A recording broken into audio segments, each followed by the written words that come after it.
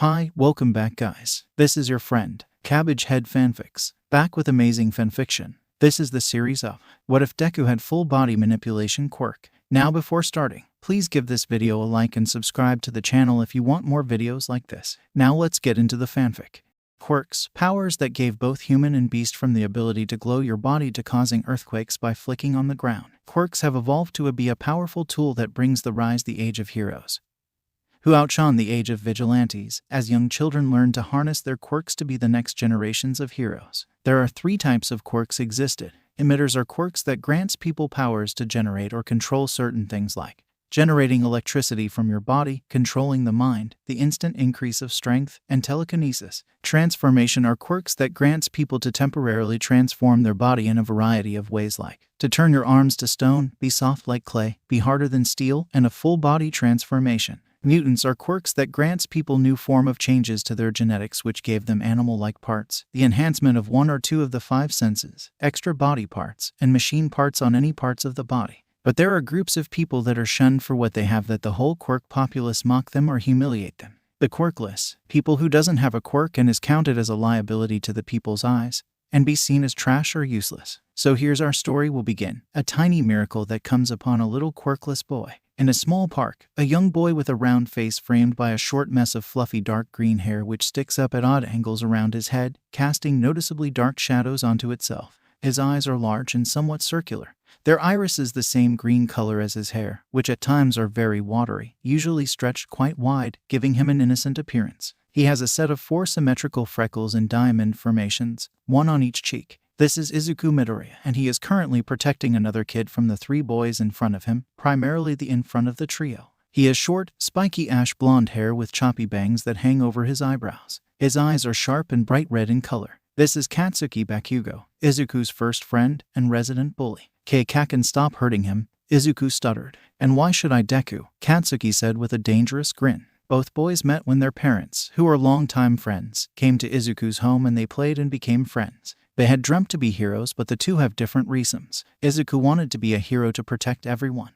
while Katsuki wanted to be a hero so he can show his powers and be famous. Their dreams are fueled by their idol, All Might, the #1 hero to today's society. All Might was idolized by everyone in Japan, as he will save the innocent and defeat powerful villains that disrupts the peace of the country, and inspire them to be strong and be brave to take the challenge. But poor Izuku has one problem. He was quirkless, while Katsuki has an emitter-type quirk that he dubbed Explosion. The green-haired boy is always ridiculed by his peers. Even his own mother felt sorry for her own son. They will mock him, humiliate him, hurt him, and full-on threaten him to be killed. Izuku might be determined, but he was so shy and antisocial to everyone. But he still wanted to be a hero even if he was quirkless. But everyone belittled him and starts calling him Deku, which means useless. Do you see that he's hurt? Izuku tried to reason. I don't care, Katsuki yelled as mini explosion occurred from his palm with his 2 lackeys using theirs. Hey, leave Suzu alone, someone shouted as little Izuku gasped as he knew who it was. Looked to his right and saw 2 other kids running to him. The first one is a young boy who has relatively short blonde hair, parted to the right with a black lightning-shaped streak on the left of his side fringe, which is angled so that it partially obscures his left eye.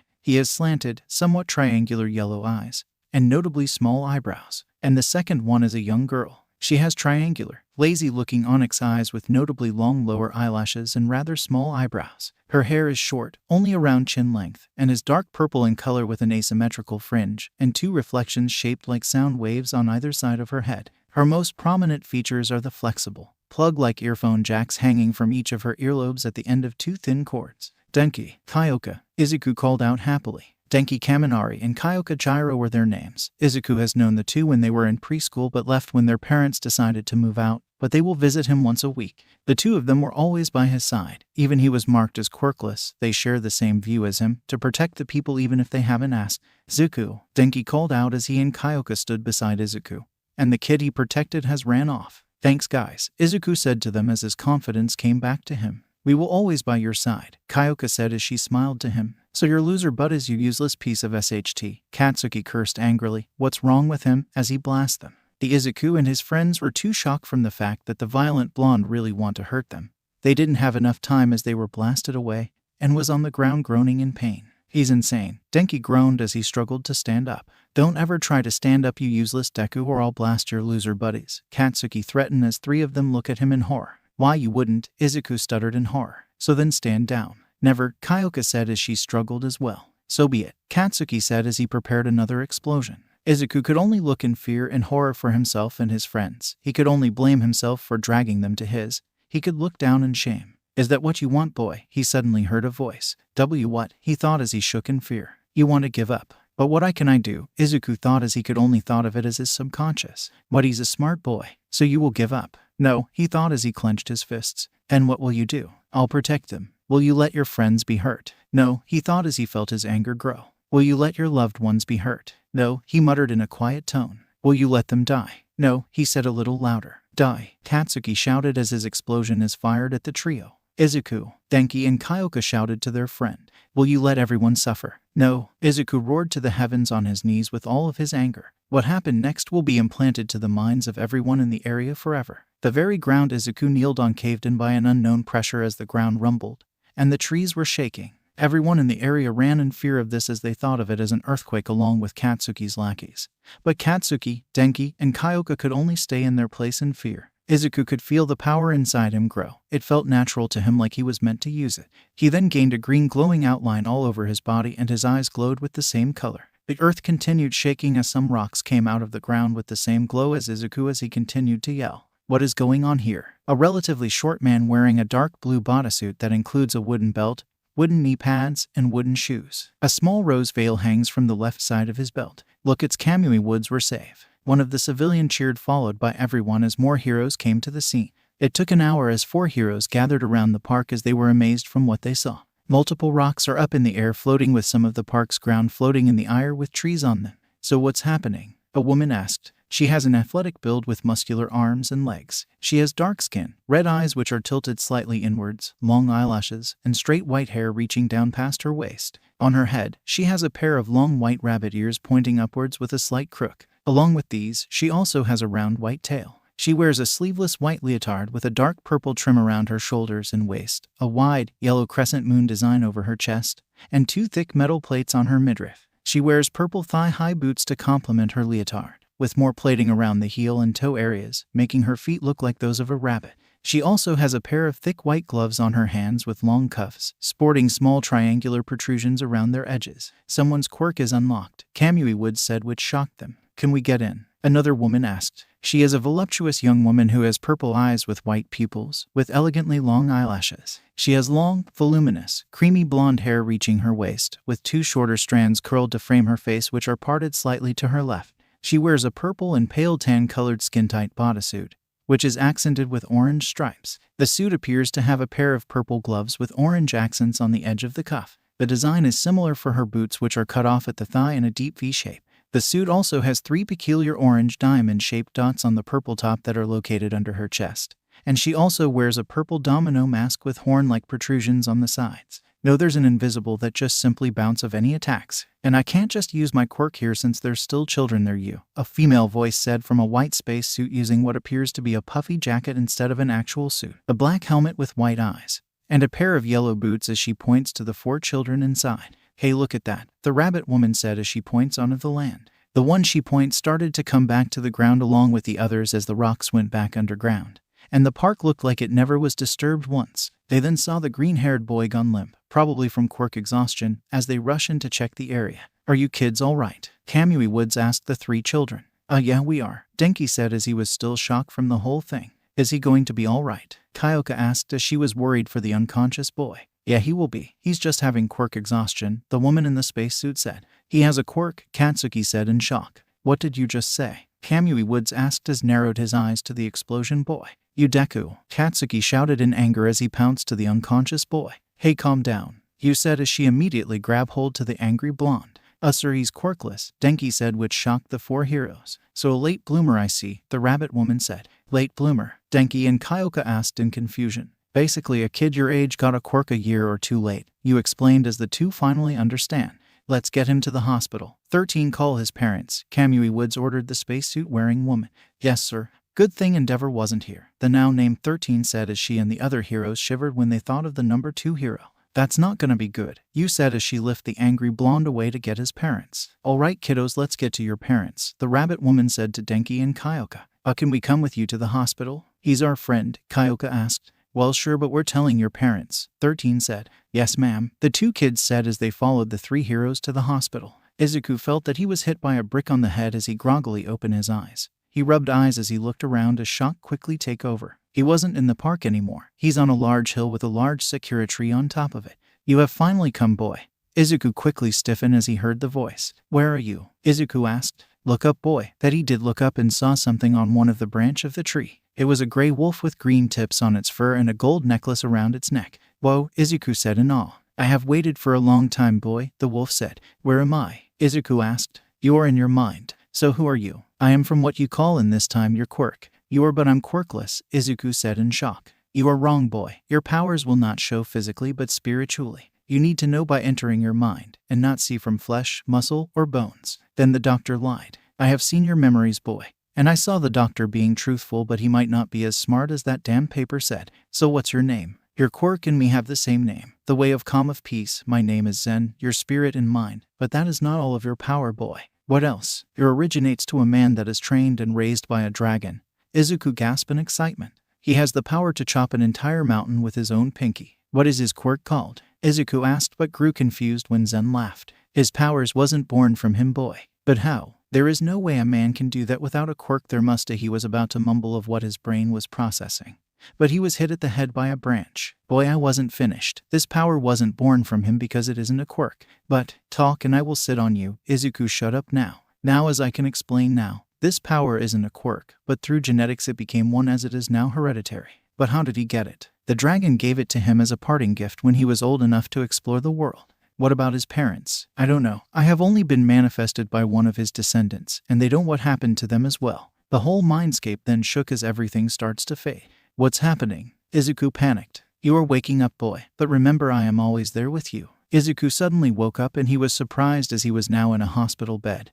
And sleeping on the couch were Kyoka and Denki. He tried to stand up but was his body in pain, so he could only groan. He then saw Kyoka waking up as she rubbed her eyes and looked at him. He instantly regret waking up as Kyoka looked at him in worry and surprise as she tackled him on the bed and hugged him. Ah, Kyoka, Izuku shouted in pain. Don't ever do that, you idiot. Kyoka shouted as she hugged him more. Mom, is it breakfast already? Denki said as he just woke up. Ah, Denki, help. Izuku shouted. Ah, Zuku. Denki panicked as he tried to help the green-haired boy. The door suddenly opened as a short, elderly woman with gray hair styled into a netted bun, a large syringe poking diagonally out of it to the left. She has a notably small nose and eyes which are usually drawn as two little dashes, and a long mouth with defined nasolabial folds came in the room. She wears a doctor's lab coat and a dress with yellow and red vest-like designs on either side, 2 yellow buttons, and a belt with a pink R-shaped buckle. She wears pink boots and has a helmet around the sides of her head, a purple-tinted visor joining it over her eyes. In addition, she walks with a cane designed like a syringe that she can also use for healing the injured.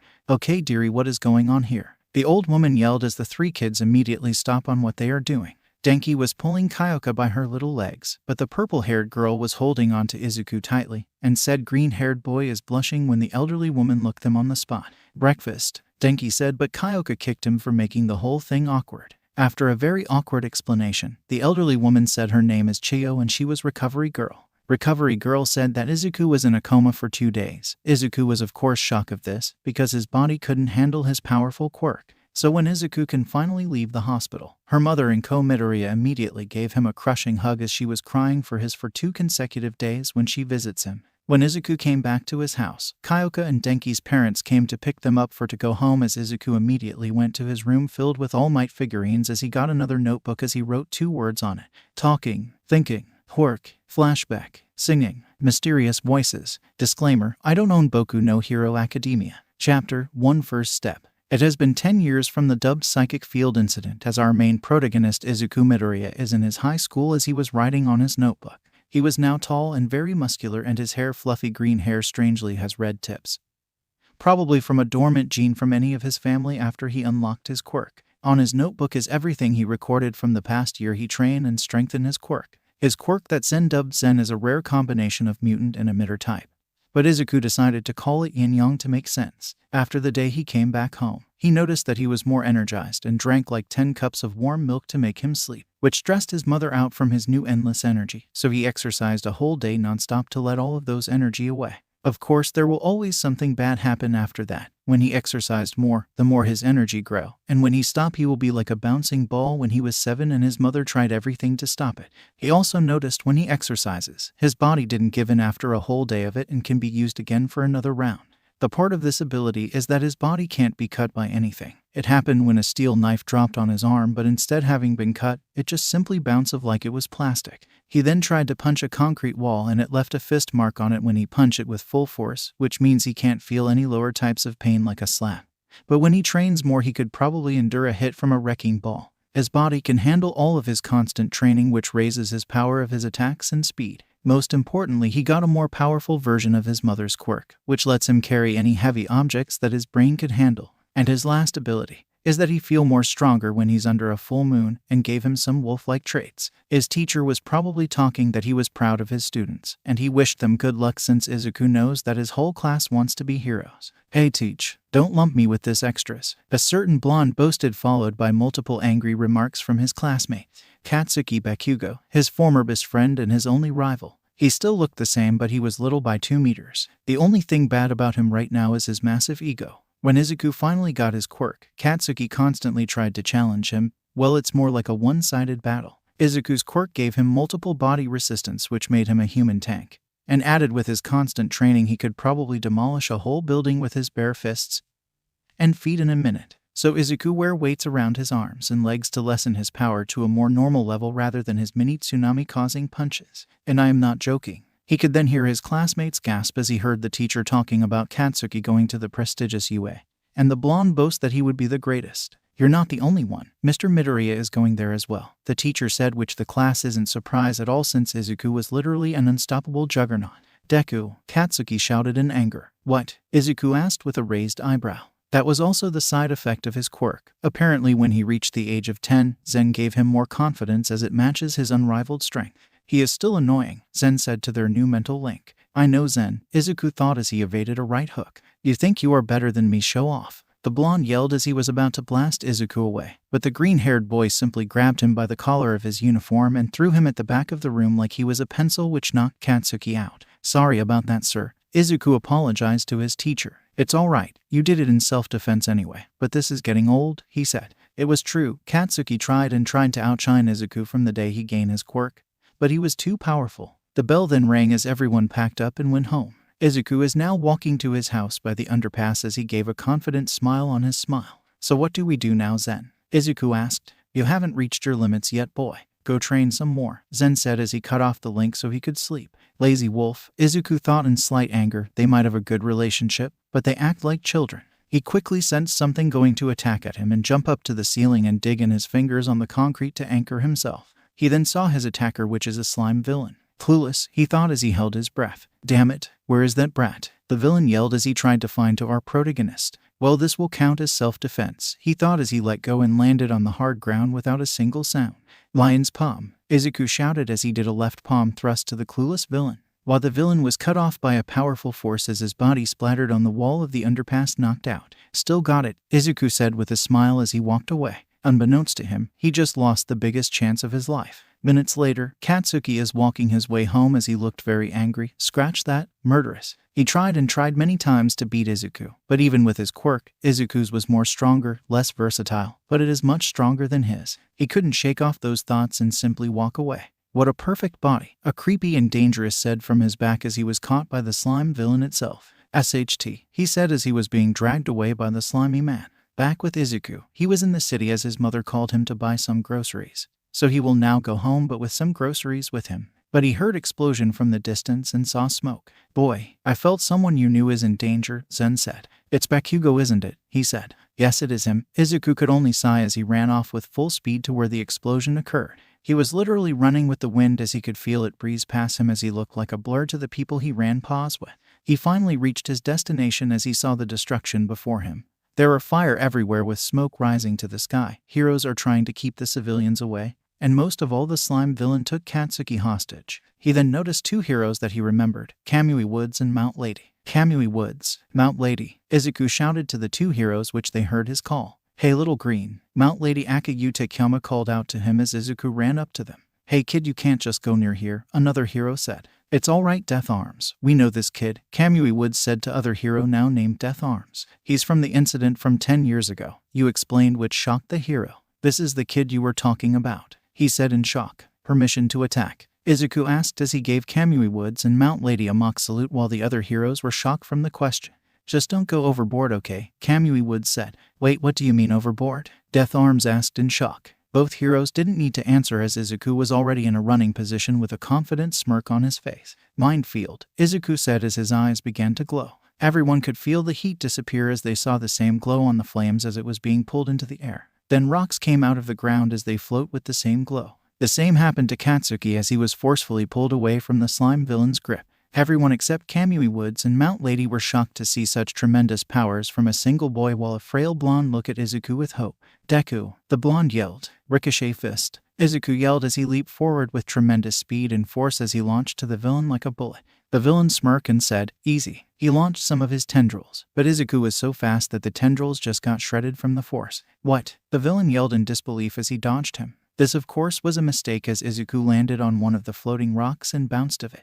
The villain dodged it again, but every time he did, Izuku just kept getting faster and faster every time he bounced off the rocks, which he looks like a blur to the naked eyes. And in an instant, Izuku immediately impacted the ground with his fist in blinding speed, which caused a large crater, and the slime villain is on the ground knocked out. That is still close to overboard. Mount Lady shouted as everyone looked at her like she was crazy. Sorry, Izuku shouted. Why did you let the boy fight it? Death Arms shouted as he was shaking Kamui Woods around. This gonna be long. After a long explanation, Izuku is on his way home again with the groceries, so he could enjoy some of his mother's cooking. Kamui Woods and Mount Lady just explained to the other heroes that he has a free pass to assist heroes, with approval of course, to help Izuku have better control over his powers. Deku, you nerd. Of course his musing ran short as Katsuki Warhead Bakugo just come to ruin it.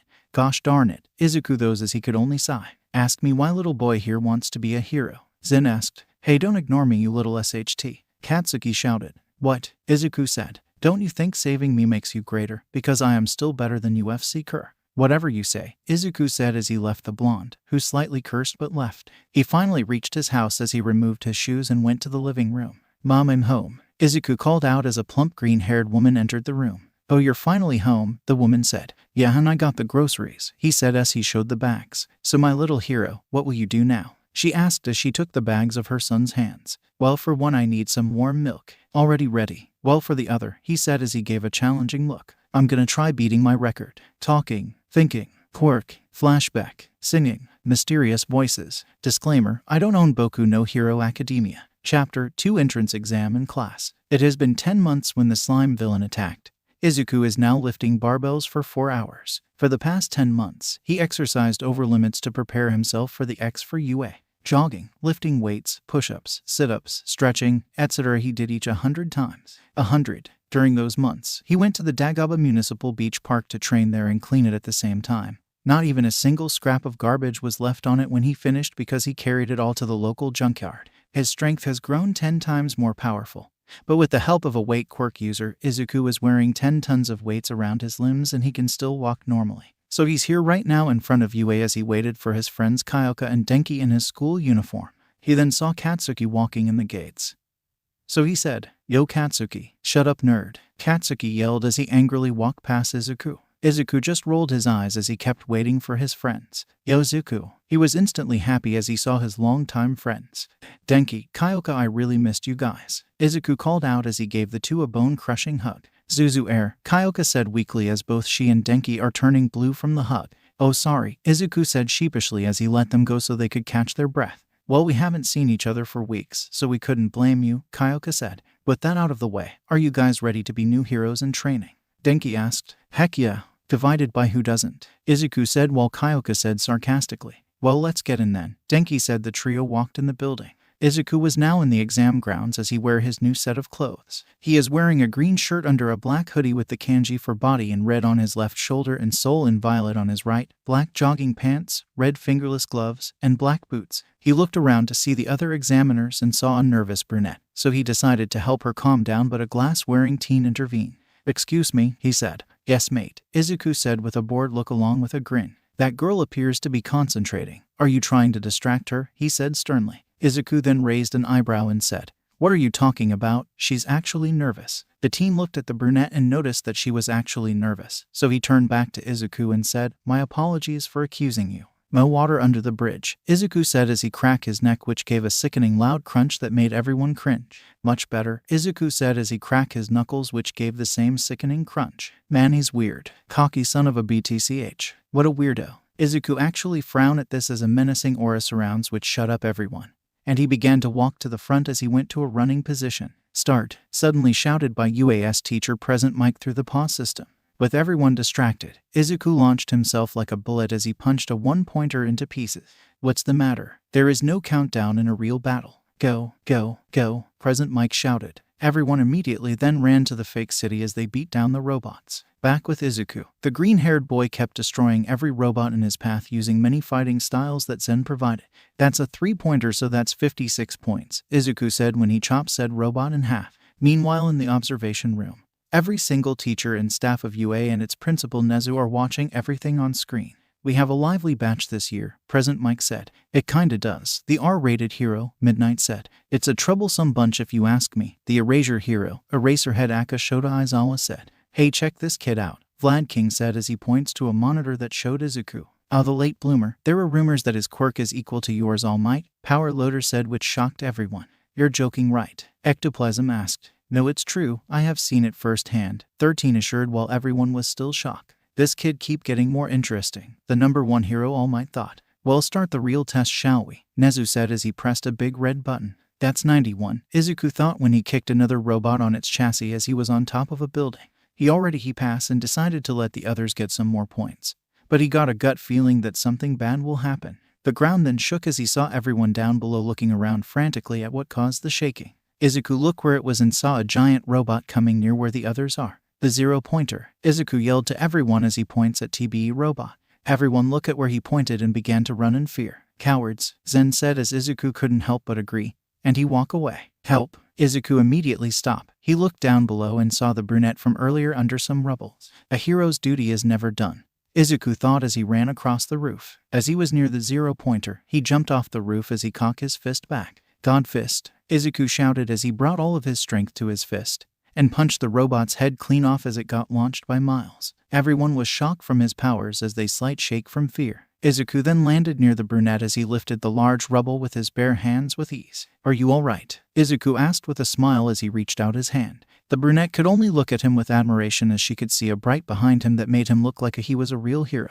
"I am fine," she stuttered as she grabbed his hand, and Izuku pulled her up. "The test is over," Present Mike shouted, but Izuku could clearly hear the shock in his tone. "Well then," he said with a smile as he saw Recovery Girl walking to them. "Oh, hello there, Zuku," Recovery Girl greeted. "Nice see you again, Recovery Girl," Izuku said. "Likewise. Now what's the problem here?" she asked as she began to heal everyone, and they went home. Izuku is now in his house as he ate dinner with his mother. He was confident that he will pass since he got a lot of points, and he felt good saving TBE brunette. "I can't wait to be a hero, Mom," Izuku said as he took a bite of his fish. "You might, sweetie, and I know you are excited to see your 2 friends again," Inko said. "Yeah, I do," he said as he took another bite. They then heard the doorbell rang as Inko went to it to know it is. "I really can't wait to be hero," Izuku thought. "Be patient, boy. You'll get there eventually, and you might see your purple-haired mate," Zen said with a smirk as Izuku blushed at the thought. "Zen, we are just friends. I mean, she is pretty and all. You're ruining my mind," Izuku mentally yelled as he now resembles a tomato. "Izuku, it's here," his mother suddenly shouted from the door as he saw her running to him with an envelope on her hand.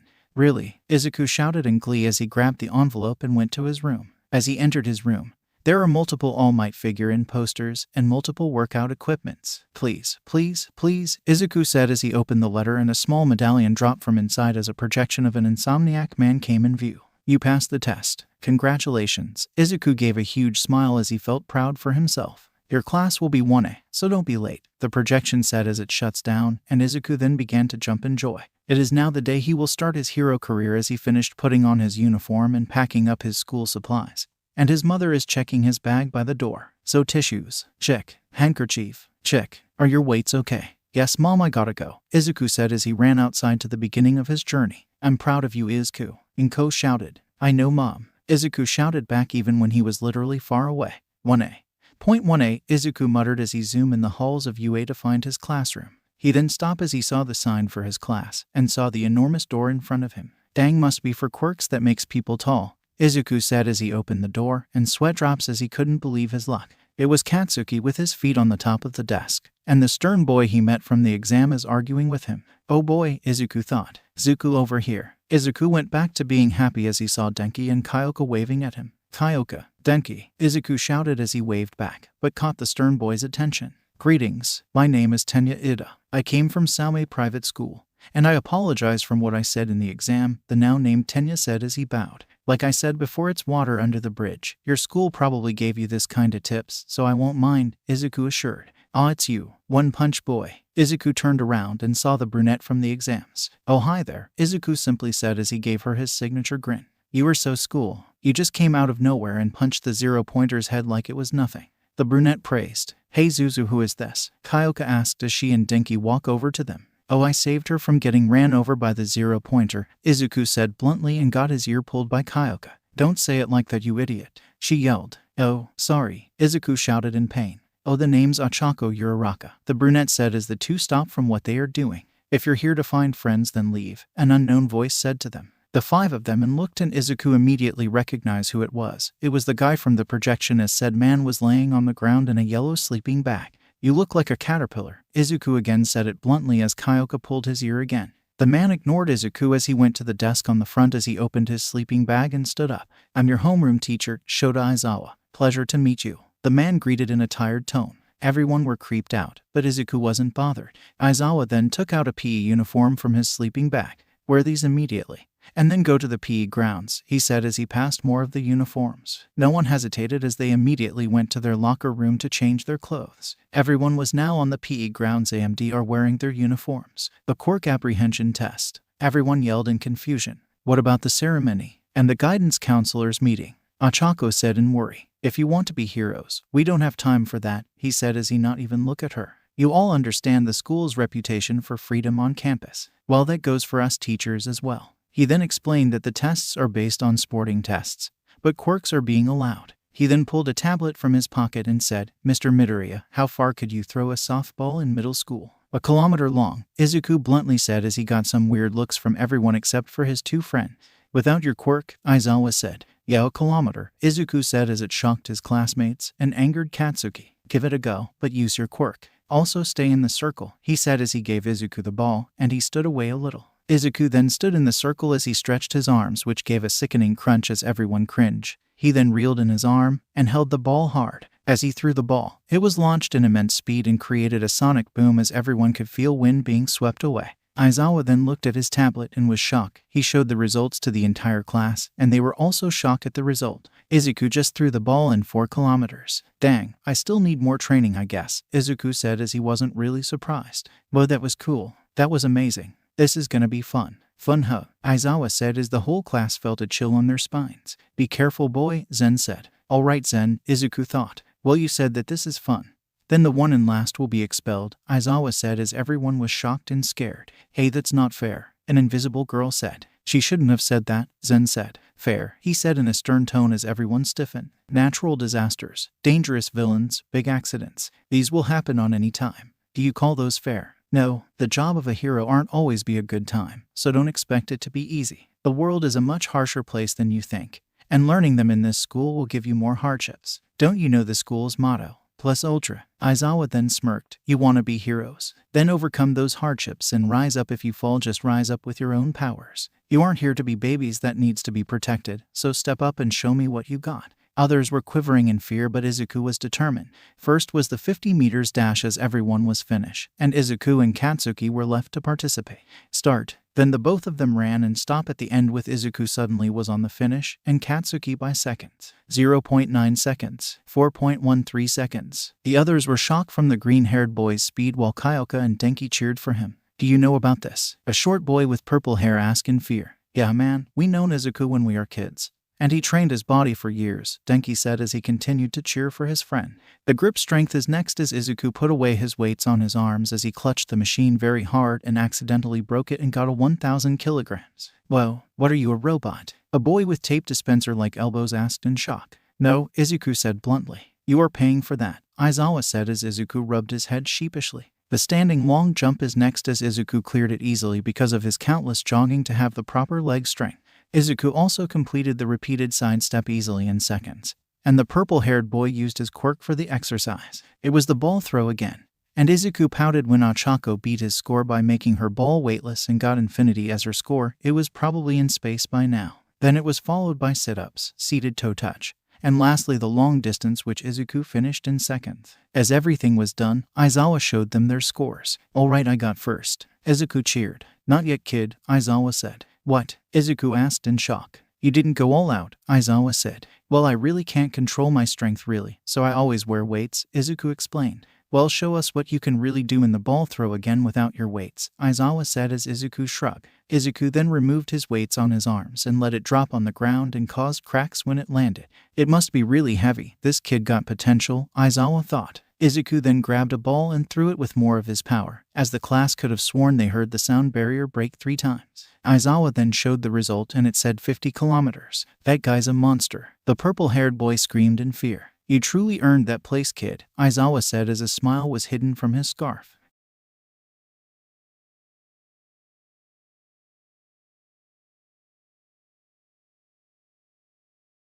"I should have known that you are the Erasure hero." "Eraserhead, sir," Izuku said as everyone were confused from the name.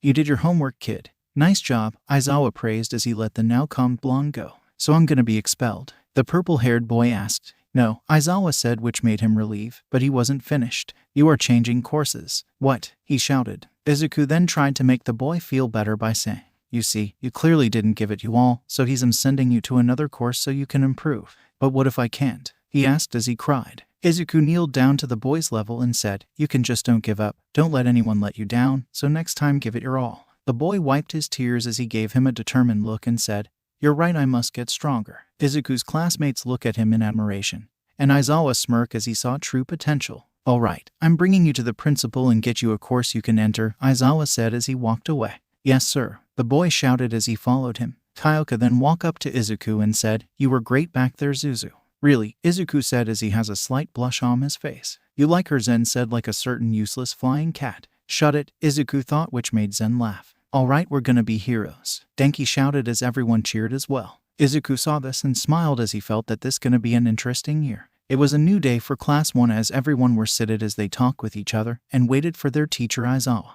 Izuku along with Kyoka and Denki are sitting next to each other to talk. "Man, Zuko, that was awesome," Denki said. "It was nothing. I just followed my heart to do what's right," Izuku said. "Still, you were great," Kyoka said with a smile as she twirled her jacks. "Gosh, she's beautiful," Izuku thought with a slight blush. "Still a no," Zen said as he smirked. "Shut it. So what do you think will happen today?" Denki asked. "We'll wait and see," Izuku said. "Everyone sit down. Mr. Aizawa is coming." Ida called out to everyone as they gone back to their seats. Aizawa then entered the room with a bored look as he went to his desk. "Alright everyone, today you will have a new classmate joining us since what happened yesterday," he said. "Can I come in now?" A female voice called out from outside, which caused Izuku to pale. "Oh no, it's her," he thought in horror. Aizawa could only sigh and said, "You can now." The door then opened as a tan girl entered the room with the same uniform as the others. Her hair was green and was styled in a bob cut and her eyes were a green emerald. "Hey there, the name's Marcia Midoriya," the girl said as everyone looked to Izuku. "As she's my cousin," Midoriya stuttered as the girl named Marcia looked at him. "Izuku," she shouted as she ran up to him. "Wait, don't," Izuku yelled as he was tackled by her own cousin. "Marcia," Kyoka and Denki called out. "Kyoka, Den," Marcia called out in glee as she now sat on Izuku's back. "Damn it, why do you still call me that?" Denki yelled angrily. "Why should I?" she said smugly. "Marcia, get off," Izuku said as he struggled to get her off, even with his incredible strength. "Well, Kuz, I am staying here to learn till I graduate, and you can't stop me." "Marcia, enough," Aizawa said as he gave her his infamous glare, which made her nervous. "Yes, sir," she said as she stood up. Aizawa could only sigh and said, "As you can see, your new classmate is Marcia Midoriya. She is here to learn as well to be hero, and introduce yourselves to each other while you're at it." He then grabbed his sleeping bag and sleep. "Yes, sir," the class said as they resumed their class.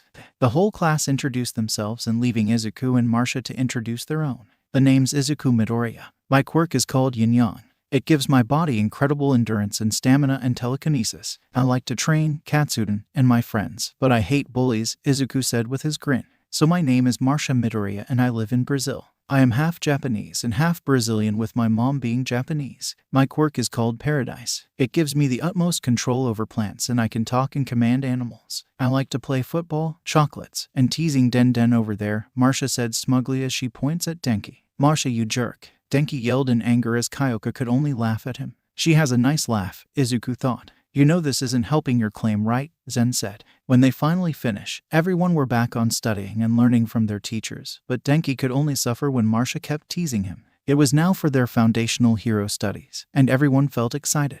IAM. The door of their homeroom opened as this only be a blessing to Izuku's eyes. Standing there on a running position is none other than the greatest and powerful hero of all time. The number one hero, All Might, coming through the door like a normal person. Everyone let out cheers and looks of admiration, but Izuku took it a little further. Izuku walked in front and kneeled as he had his notebook on his hands and shouted, "Can I have your autograph, please?" Everyone could only sweat drop while Kyoka has her eye twitching from annoyance. He looked like he was proposing. But All Might didn't feel weirded out and laugh it off as he signed the notebook. "You are an idiot," Zen said, but Izuku just ignored him. Izuku's eye sparkled from the signed notebook as he gave off an aura of happiness, instead of his malicious one, which made the girls in his class look at him as they adore his cute face. "Back off, that's my man," Kyoka thought angrily till she blinked in confusion. "Where did that come from? For today's class we will be having," he said as he flexed and held a card in a heroic way. "A battle trial." "Battle," Katsuki said sinisterly. "Trial," Izuku said with a raised eyebrow, but was excited. "And to get you started," he said as he clicked a remote and multiple shelves instantly opened with cases in them. "We have your costumes to your expectations." The class already felt excited. "Now gear up and head to Ground B," he said as the class took their cases. "And remember, from here on out you're all heroes," he said proudly as everyone smiled. Everyone went to the lockers and changed to their costumes as they were excited to begin. Everyone were now in Ground B in their hero costumes, except for the Midoriyas. "Man, Zuko must be taking his time," Denki said. "Are you worried?" Momo asked. "Nah, I'm worried to how much the property damage will be," he said, which scared some of his classmates. "Especially when he can carry things that is twice his size," Kyoka said. "Sorry, we're late." They then heard Izuku's voice calling out to them, "Don't forget about me." They also heard Marcia. They then saw them walking to them in their hero costumes. Izuku is wearing a green gi with the sleeves ripped off, bandages on his arms, and a red bandana on his head. And Marcia is wearing a green carnival-style costume along with bracelets on her arms and high heels. "Well, you guys look cool," Kirishima said. "Thanks, but this isn't the final product yet," Izuku said as he got some questioning looks. "Well, my quirk keeps making my body stronger to the maximum, and I need stronger materials." Literally, Zuko. "I still remembered that you carried all of those garbage in Dagaba in a single month," Denki said, which got some shocked looks. "Wait, you were the rumored green juggernaut that is said to have the strength equivalent to All Might," Zero shouted. "Well damn, I just feel sorry for any villains he come across," Sato said. Elsewhere, a teen with a hand on his face suddenly sneezed and didn't know why. "Yep, that's me, and I'm still getting stronger," Izuku said as he gave them a thumbs up like a certain youthful duo. "Quit showing off, Zuzu," Kyoka said as she gently punched him on his shoulder. "I'm liking everyone's styles." All Might then arrived as everyone quickly asked some question to him, which made the muscular blonde recoil from the onslaught of questions. "Hey, one at a time," he yelled as everyone stopped. He then coughed on his hand and get some papers in his hand. "Notes," Izuku thought in confusion while Zen understood quite a bit. All Might then explained that they will have to secure or protect a fake bomb with one team protecting the bomb and the other to secure it, but there was a time limit. He then said that the teams are chosen by lottery. "Is that how we'll do it?" Tenya asked in shock. "Well, put it like this, Ada," Izuku said. "Suddenly an attack or an accident happened and heroes are needed there immediately, and they need to use what they have to stop it." "Ah, I understand now. Thank you, Midoriya," Tenya said as he bowed. "Anytime," Izuku said as he put his hands on the back of his head. "Also, I apologize, All Might," Tenya said as he also bowed to All Might. With a thumbs up, All Might said, "Well, let's start." Everyone then got the name of their teammates from the box with Izuku going last. "Cool, I got Kyoka," Izuku said till he get bonked on the head. "Fool yourself, Suzu," the voice of Kyoka said as Izuku looked behind him and saw her. "Sorry," Izuku said sheepishly. "Alright, first up is Team A being heroes and Team D being villains." All Might said as Izuku and Kyoka saw they were Team A and they were competing Katsuki and Tenya who were Team D. Katsuki could grin maliciously at the chance to beat Izuku, but the green juggernaut didn't really care and focused more on the objective. Izuku and Kyoka were now waiting outside the building that they will enter to plan ahead. "So how do we do this, Suzu?" Kyoka asked as she twirled her jacks. "Well, we can't let you use your jacks when little boy can make you deaf," Izuku said as he referred to the grouchy blonde Katsuki. Kyoka chuckled from their resident bully's nickname and said, Well, how do we do this then? Remember Operation GSI? Izuku said with a devious smile as Kyoka did her own as she knows where this is going. Meanwhile, Tenya tried to reason Katsuki to not go alone, but the blonde can't be reasoned at all as Katsuki already left to find our green-haired protagonist. May Midoriya give you mercy after you are taken down, Tenya said in worry as he prepared the bomb himself. Meanwhile, the other students and All Might are in the surveillance room as they watch the two teams on screen. Zuko already win this, Denki said. You can't really be sure, Momo said. Then you don't know him at all. Really, I think he will just go through a wall and end this, Mina said. Zuko's intelligence is equal to his strength. He always got a plan in mind. And I think they are using Operation GSI, Denki said. What's that? Kirishima asked. Gecko-style infiltration.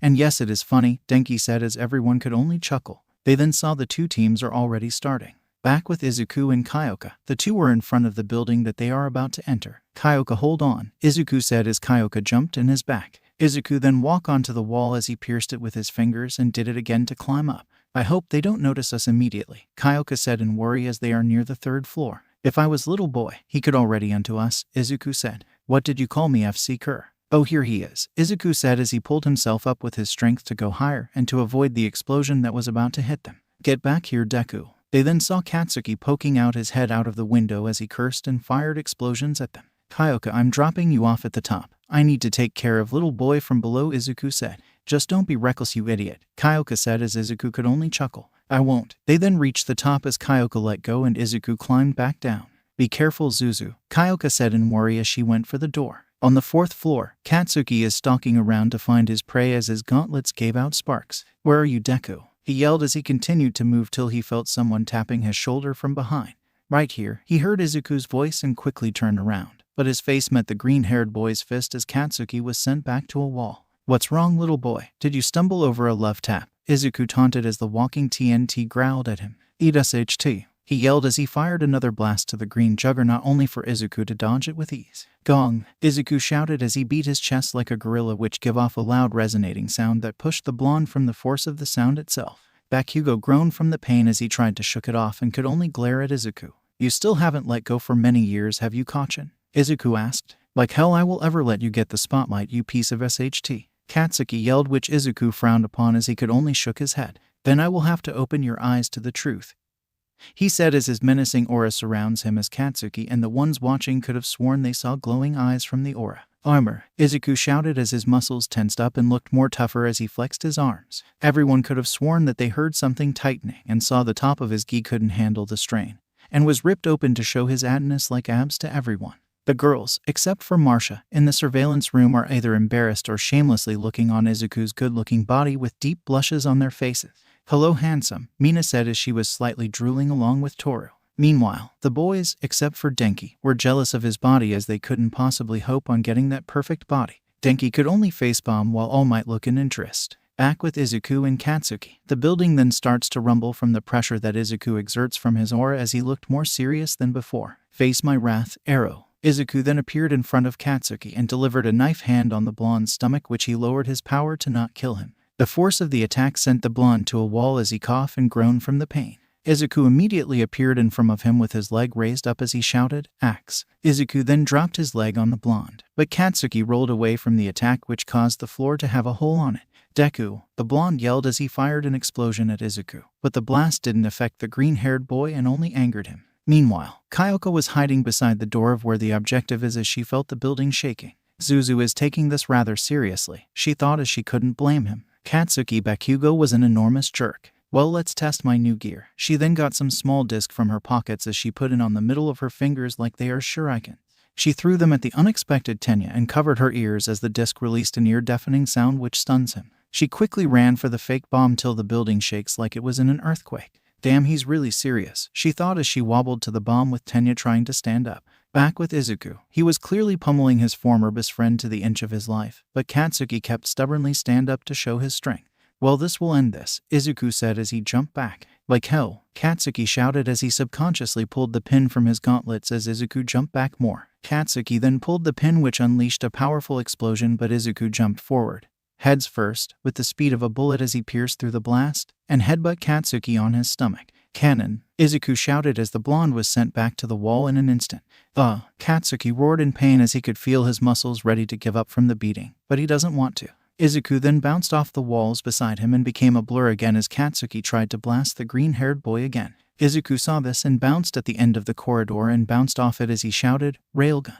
He then zoomed through the corridor with his fist aimed at the blonde as he pierced through the blast again, and hit Katsuki on the chest. The blonde struggled to stand as he was now on the ground face first as he could only growl in pain and rage. "And that is it," Izuku said as he began to walk away, but Katsuki weakly grabbed his opponent's leg. "Not yet," he said in pain as he clutched Izuku's leg tightly. Izuku could only shook his head and continued to walk away with his former best friend being dragged along. "The objective has been captured. Hero team wins," All Might announced as everyone calmed down and Izuku smiled for his teammate. But Katsuki was still on the floor in shock and anger as he could only lay there in defeat. "This conquest of yours is foolish," Izuku said as he left the fuming blonde alone.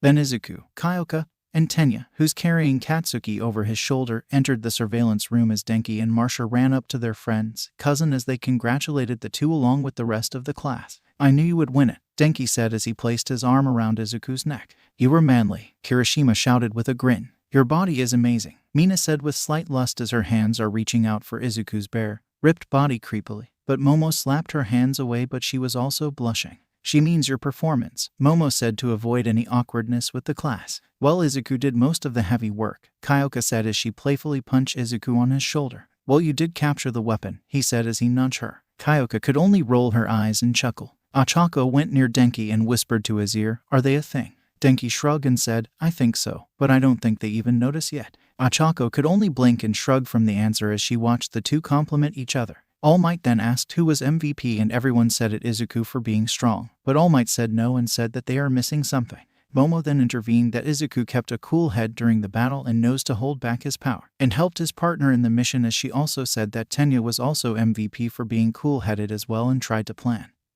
But during Katsuki's rebellion, he did it all alone. All Might congratulated for her observation but was mentally shocked as Momo said it better. Everyone then went back to their lockers to change and went back to class. Class has ended as Izuku began to walk home with some groceries in hand. And with his weights are switched with UAS gravity weights that can change the total weight with a turn of a knob. He could whistle as he passed the streets till someone bumped to him. He looked who it was and it was a little girl with white hair, red eyes, and a single horn in a raggy dress looking at him wide-eyed. Izuku could only look in curiosity and asked, "Are you okay?" The girl could only tremble till a man came out of an alleyway which gave Izuku bad vibes. Very bad vibes. Izuku was now standing face to face with the man in front of him as the little girl hides behind the young juggernaut in fear. "Thank you, you fine little Eri, so can I take her to get her home?" the man asked, but Izuku didn't believe it one bit as the girl Eri was trembling behind him and noticed the scars on her body, which made him angry. "How about no?" he said till he instantly appeared in front of the man, who was shocked from the young boy's speed, and said, "Axe." Izuku then delivered a powerful axe kick that brought the man down in one hit, and a small crater is created when the attack reached the ground. Izuku then looked at the down man and went to Eri as he embraced her protectively. "Don't worry, bad man will never touch you again," Izuku said as he felt the little girl starts to cry on his shoulder. "Let's take you home," Izuku said as he placed the groceries on his mouth and gave Eri a piggyback ride and ran off to his house. Izuku finally got home as he opened up the door and dropped off the groceries on the floor, and saw his mother setting the table. "Mom," Izuku called out. "Oh Izuku, who is that girl?" Inko asked in shock as she saw the little girl on his son's back. "She's being chased by a man that gives my guts a bad feeling," Izuku said as Inko could only nod. Her son's gut feeling were never wrong as she first witnessed it when Izuku dragged her away to their favorite restaurant and the place suddenly get robbed. And the second time when an anvil, who even have those in this timeline, suddenly fall right under her, but her son immediately pulled her away. "Why didn't you take her to the hospital?" she asked till she noticed the little girl flinched. "I said the same thing to her when I ran here, and she was terrified," Izuku said. "Well, we can ask the heroes about this," she said. "Then the one that is taking care of her might find out," he pointed out. Well, she thought about it then said, "We can take care of her." Izuku was of course shocked, but he couldn't deny that the little was too adorable to say no. "Pedophile," Zen said. "Shut up," Izuku thought angrily. "Of course we can, Mom," he said with a smile as he let down the girl, but she immediately ran behind him. "Don't worry, she won't hurt you. She's my mom," Izuku assured as Eri slightly peeked to see the older woman waving at her. "Hello," she said quietly but still can be heard as both mother and son clutched their chests like they had a heart attack. "Cute," both of them thought as they let the girl get used to their house, let her join their dinner, and let her sleep on the floor in Izuku's room in a futon. Izuku could only smile at the little girl's sleeping form as he let himself be affected by the Sandman's sand of slumber. Izuku is on his way to school till he noticed a mob of reporters blocking the entrance. He kinda hate the news as they wouldn't leave him alone when he did some of his extreme exercise around his hometown, and he decided to jump over them. Zuzu. He then heard Kyoka's voice and saw his classmates being swarmed by the reporters. Izuku could only sigh as jumped back outside and shouted to the reporters, "Hey, over here." The reporters heard him and one of them shouted, "Hey, it's that boy." Izuku then began to run as the mob of reporters chased him, which leaves his classmates safe and sound. That was quick. They then heard their homeroom teacher's voice and saw him standing near the gate. "Will you help him?" Ochako asked, which Aizawa shrugged at. "The problem child can handle it. He might outrun them and make it in time," he said as the class followed him to their room. As the Izuku's classmates and teacher reached their classroom, said green-haired boy was outside the room on the locked window as he will not open it with force or he would pay for the damage. Aizawa then opened the window, which let Izuku go inside as they begin the class. It was quite normal if you asked me, as everyone are reading notes while some were sleeping from boredom till it was time for the lesson to end, as everyone were now chatting with each other. Izuku's circle of friends also increased, with Momo, Tenya, and Ochako joining the group as they exchanged their numbers and talk about some of their old days. "So I was just going to the docks with Kyoka and Denki, and a yacht owner was having trouble with his boat as the chains of the anchor was rusted, so I helped by breaking it with my hands," Izuku said as his new friends clapped in amazement.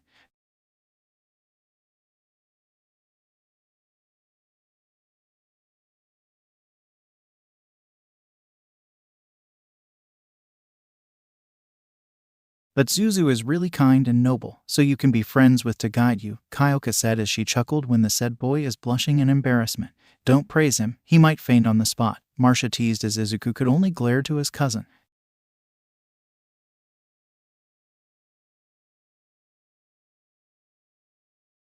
"Oh, I also heard from Aunt and Co that I have another cousin," Marcia said as Kyoka and Denki got interested. "Really, Zuzu?" Kyoka asked. "Yeah, I saved her after I knocked out a guy with a beak-shaped mask and decided to adopt her," he explained. "A little girl, how does she look?" Ochako asked as Izuku showed them a picture of a sleeping Eri on his phone that he took last night. Least to say, the three girls squealed at how cute she was, which caught the others' attention and saw the picture of Eri, and the rest of the girls also squealed. "She's adorable," Tori said as she gushed at the photo. "You're so manly, Madabro," Ijiro shouted with manly tears till Aizawa gave them a serious look. "All right now, grades aside, there is another you lot need to do," he said as the whole class tense up, so he continued, "You need to choose a class president and a vice president." "So normal," everyone exclaimed. Everyone then began to try to persuade each other to take the spot, with Tenya trying to calm down the whole class to choose the right path for selection.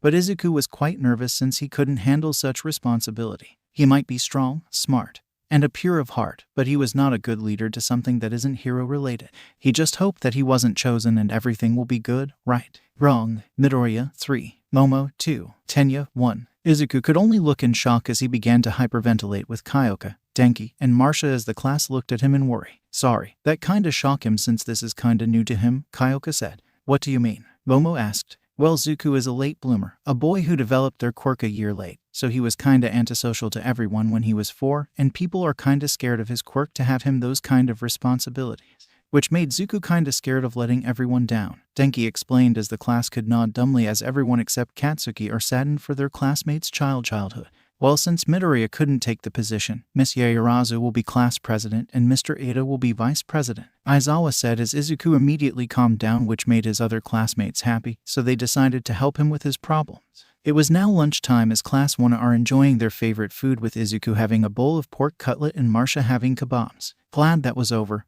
Izuku said as he took another bite. "Well, we're sorry that we didn't know," Momo said. "It's fine, I'm still glad that I'm not a part of it. Anyway, Ida, why are you still sad?" Ochako asked the downtrodden Tenya. "Well, I still can't believe that someone voted me," he said. "Oh, that was me," Izuku said as Tenya could only look at him with shock and happiness. "I thank you, Midoriya, for it," he said as he bowed to Izuku. "Like I said, water under the bridge." "We know," Denki, Kyoka, and Marcia said at the same time as they look at the depressed male Midoriya with teasing smiles. "You guys are mean," he whined as his friends could only laugh at him. "Oh, quit whining, you are a man, right?" Kyoka said as Izuku could only grumble at them. "Being angry doesn't solve this," Tenya said as his arms have gone to a chopping motion as Ochako tried to hold her laughter along with Marcia. "Well, your hero costume is very obvious," Izuku rebutted as Tenya looked at him in shock. "Really? What do you mean by obvious?" Ochako asked. I watched the news and the internet too many times, so I didn't miss a single information, Izuku said as Tenya could rub the back of his head in nervousness. Your eyes are sharp as always, Midoriya.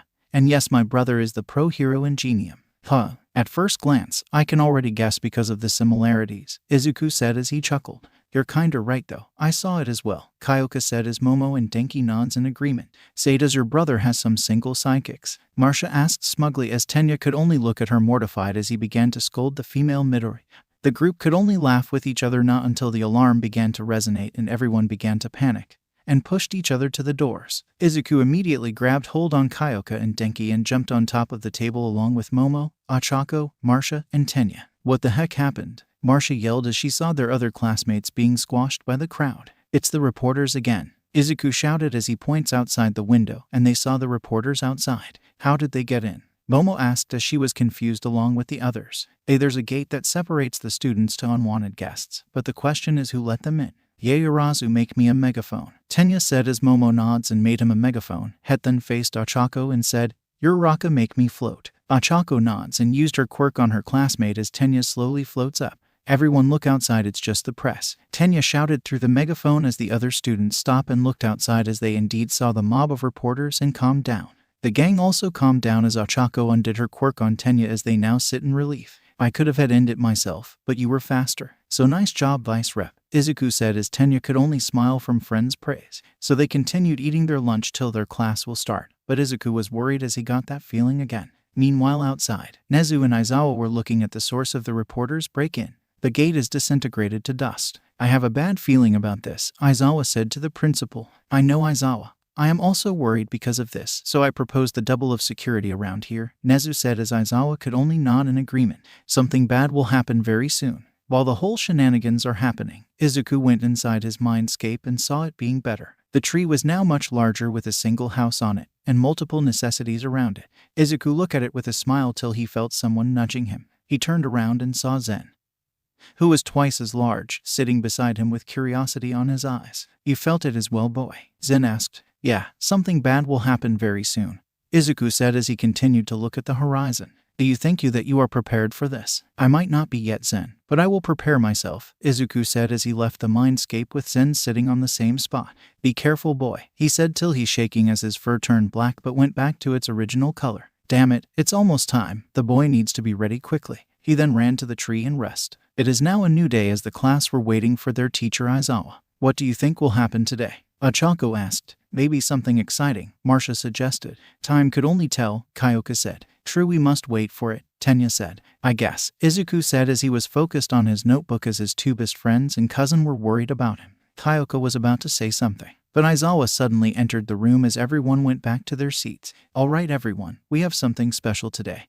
and we need you all to be prepared, Aizawa said. For you troublesome bunch are doing rescue training with me, All Might, and another teacher coming along. The class were either nervous or excited for that type of class, since some have unreliable quirks for this types of thing and some rather fight. You can either wear your hero costumes or your PE uniform. When you are done, let's go outside, he said as the class were gone to change to their costumes. Everyone were now outside with a bus nearby as everyone were there chatting with each other when they are waiting for Aizawa. Mina meanwhile was taking quick glances to Izuku as she drooled when she thought about his perfect body, but stopped when she saw Kyoka glaring at her. I sense a crush here, she thought as she rubbed her hands maniacally. Hey Kyoka, did you feel something strange? Izuku asked as he felt a strange feeling in his spine. The said girl jumped in surprise as she shook her head and said, Nah, it might be the wind. Izuku could shrug as they continued to talk. All right, brats. They then heard the voice of their homeroom teacher and said man is walking to them. It is time to go, so move it, he ordered as Momo quickly ordered her class with Tenya's help to get in the bus. Everyone were on the bus, that is going to their destination, as the class continued to chat with each other till Tsuyu said, Hey Midoriya, she said as she poked him on his ripped biceps. Yes, he said. You know your quirk is quite, what's the word? I'm unique, she said. Unique is a strong word there, but I rather call it interesting if you could see it. The human body has so much limit that my quirk breaks through those, Izuku said as he looked at his hands. You're bluffing, Katsuki said as he growled with his other classmates could only look at him in disinterest. In the world of quirks, everything can be possible by a single drop of blood in the veins of humans. We just haven't seen them all, he said as an aura of wisdom surrounds him. Such wise words, Tenya said. If you ask me, I think it's a side effect of my quirk, he said as he points to his head jokingly, which got some chuckles from his classmate. So if I say need to train harder, is the solution? Ejiro asked. Yes, that is the answer, but I know people with some quirks still has limits, so be careful if you did train. Remember, we are heroes. We are the protectors of humanity, and we need to sacrifice for the people and not for the fame, Izuku explained as the class were amazed by his words. While in the front of the bus, Aizawa could only agree with the young boy's words as he smiled under his scarf. Alright, we are here, Aizawa said as the bus parked in front of a large dome building. One by one, the class got out of the bus to continue their chatting till Izuku, Kyoka, Denki, and Katsuki saw a familiar hero. 13. The trio called out to the space hero as they waved to her while Ochako looked at 13 in admiration. Hey there you three, 13 said as she waved at them as she walked over to them. We missed you, Kyoka said as she ran up to her and hugged her. It's been 9 years I've seen you kids. And you were this small, 13 said as she put her hand below her waist to indicate the previous height of the three teens. Well, we are now big and strong, right? Izuku said as he and Denki walk up to her. You're right, Zuku, Denki said. Guys, how did you know 13? Ochako asked in shock. We met after the incident, and she helped me train for a year, Izuku explained as Ochako could look at him in admiration. 13 then began to explain on what they are doing for this exercise. 13, where's All Might? Aizawa asked. He has something to do, she said as she held up some fingers, and then they went inside the building. Meanwhile, in the Midoriya residence, Eri is watching the television with her new mother Inko as she felt something bad. Mom, I think Big Brother is in trouble, Eri said as Inko have gone worried. Don't worry, sweetie, All Might is with them, and he will protect them, okay? Inko assured as Eri nods and looked back to the television. Back in USJ, the class were amazed from the interior of said building as they are looking at near the entrance. This place is amazing, Izuku said as he felt this place is like his mindscape. It is quite fascinating to see, Momo said as the class could agree. Alright you brats, we will. Aizawa stopped mid-sentence as he felt something ominous as he looked at the plaza of THR building. Izuku also felt it as his gut told him to be ready for it. Something is coming, Izuku said as everyone felt tense. A multiple black portal then appeared in the middle of the plaza as people came out of it. But the noticeable ones were a guy with hands over his body, a guy covered with mist, and a large black creature with a beak. Hey, is this the part of the exercise? Ejiro asked. No, they are villains, Aizawa said as everyone tense up. I should have trusted my gut and stayed home, Izuku said out in a whisper as he shouldn't ever doubt his gut. How All Might isn't here, the hand guy said as he looked for the #1 hero as the mist man was also looking around in confusion. Everyone be wary of the big guy, Izuku warned as the class were a bit skeptical, but Kyoka, Denki, and Marcia trust him. Well, if he isn't here, let's get here by killing this kids, the hand guy said as everyone were getting worried. 13, keep the kids safe. I'll handle them, Aizawa ordered as put on his visor. Will you be okay? Ochako asked. A hero ain't a one-trick pony, Aizawa said as he jumped to the fray. Alright kids, let's get out of here. Kaminari, contact the school, 13 ordered as the class began to evacuate. But the mist man immediately appeared in front of them to block off the entrance. Greetings, we are the League of Villains. My name is Kurogiri. Forgive our audacity, but today, we've come here to UA High School to kill the #1 hero. All Might, the mist man now named Kurogiri said as some of the class were terrified. Damn, Izuku thought, but a sudden pain came from his back, but kept his position. This was the first time he felt pain from his own body since Zen is always fixing his body. Kurogiri was curious about the missing hero's location,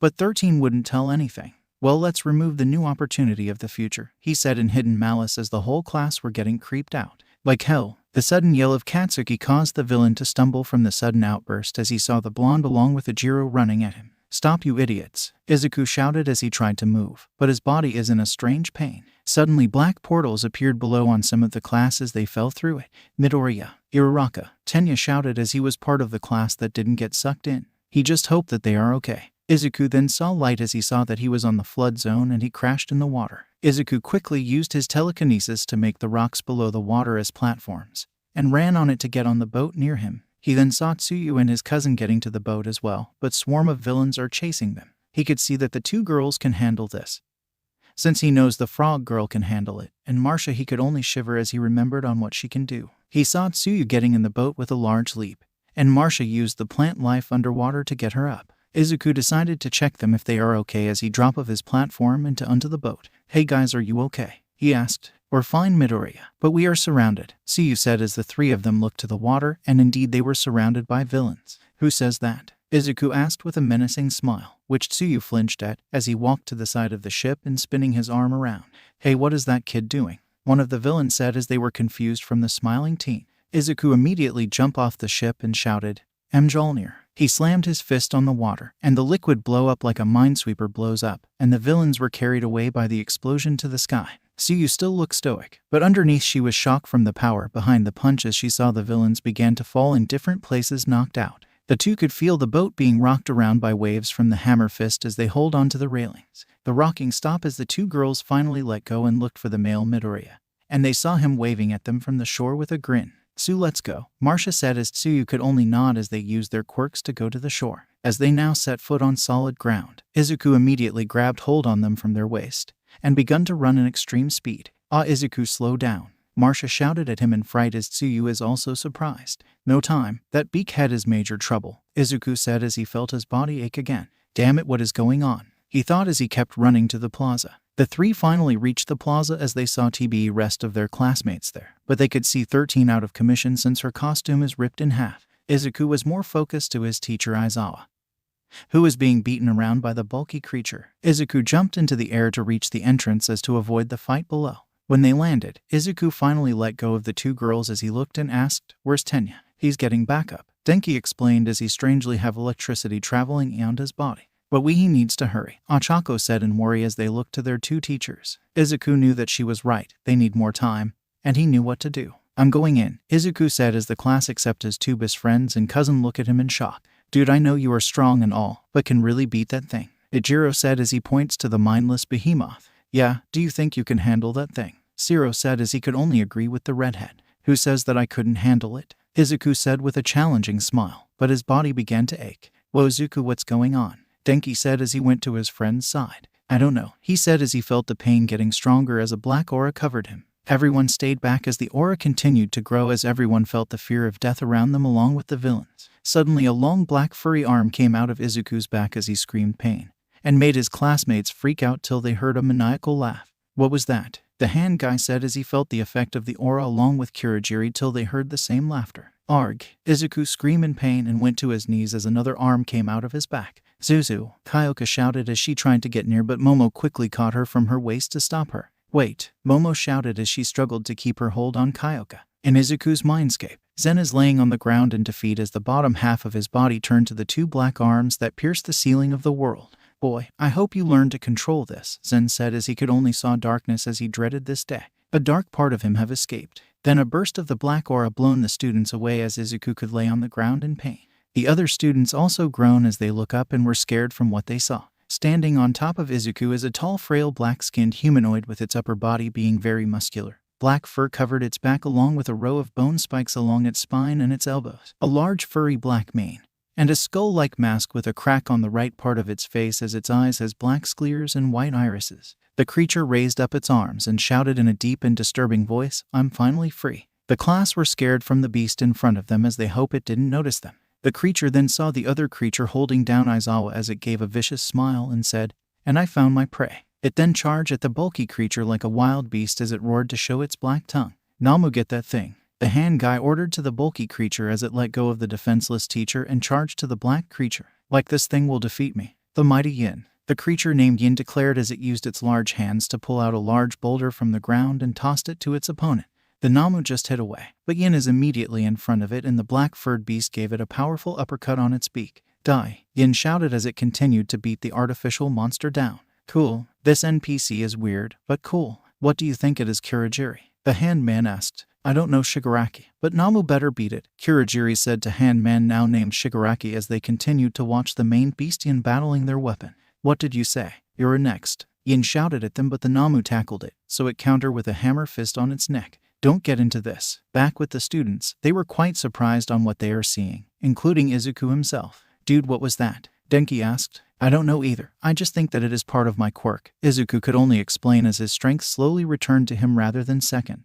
We will deal with that later, but what do we do with that? Tsuyu asked. I have an idea. And I think this will be a win-win, Izuku said with a confident smile. Back with the two monsters' battle, Yin continued to fight off its opponent with sheer brutality as it tried everything to kill its opponent. Why don't you just die? Yin yelled out angrily. Ha. Namu has two quirks, shock absorption and regeneration. The perfect weapon to beat All Might. And you think you can beat it? Shigaraki mocked as Yin immediately went in a mad rage as it continued to pummel the Namu down. The Namu still keep up with its endless attacks, but its attack doesn't affect Yin at all. They are so distracted that they didn't notice a stream of lightning went past them and got electrocuted. Hooray Shin! The stream of lightning revealed itself as Denki himself, as he is right now covered in electricity, and was moving around like he was teleporting. Now, he heard Izuku's shout and a big explosion hit the two behemoths, and it is now contained in a block of ice. Gungnir! Izuku's shout came from the sky as he was dropping from the sky very fast with his feet together that forms a point.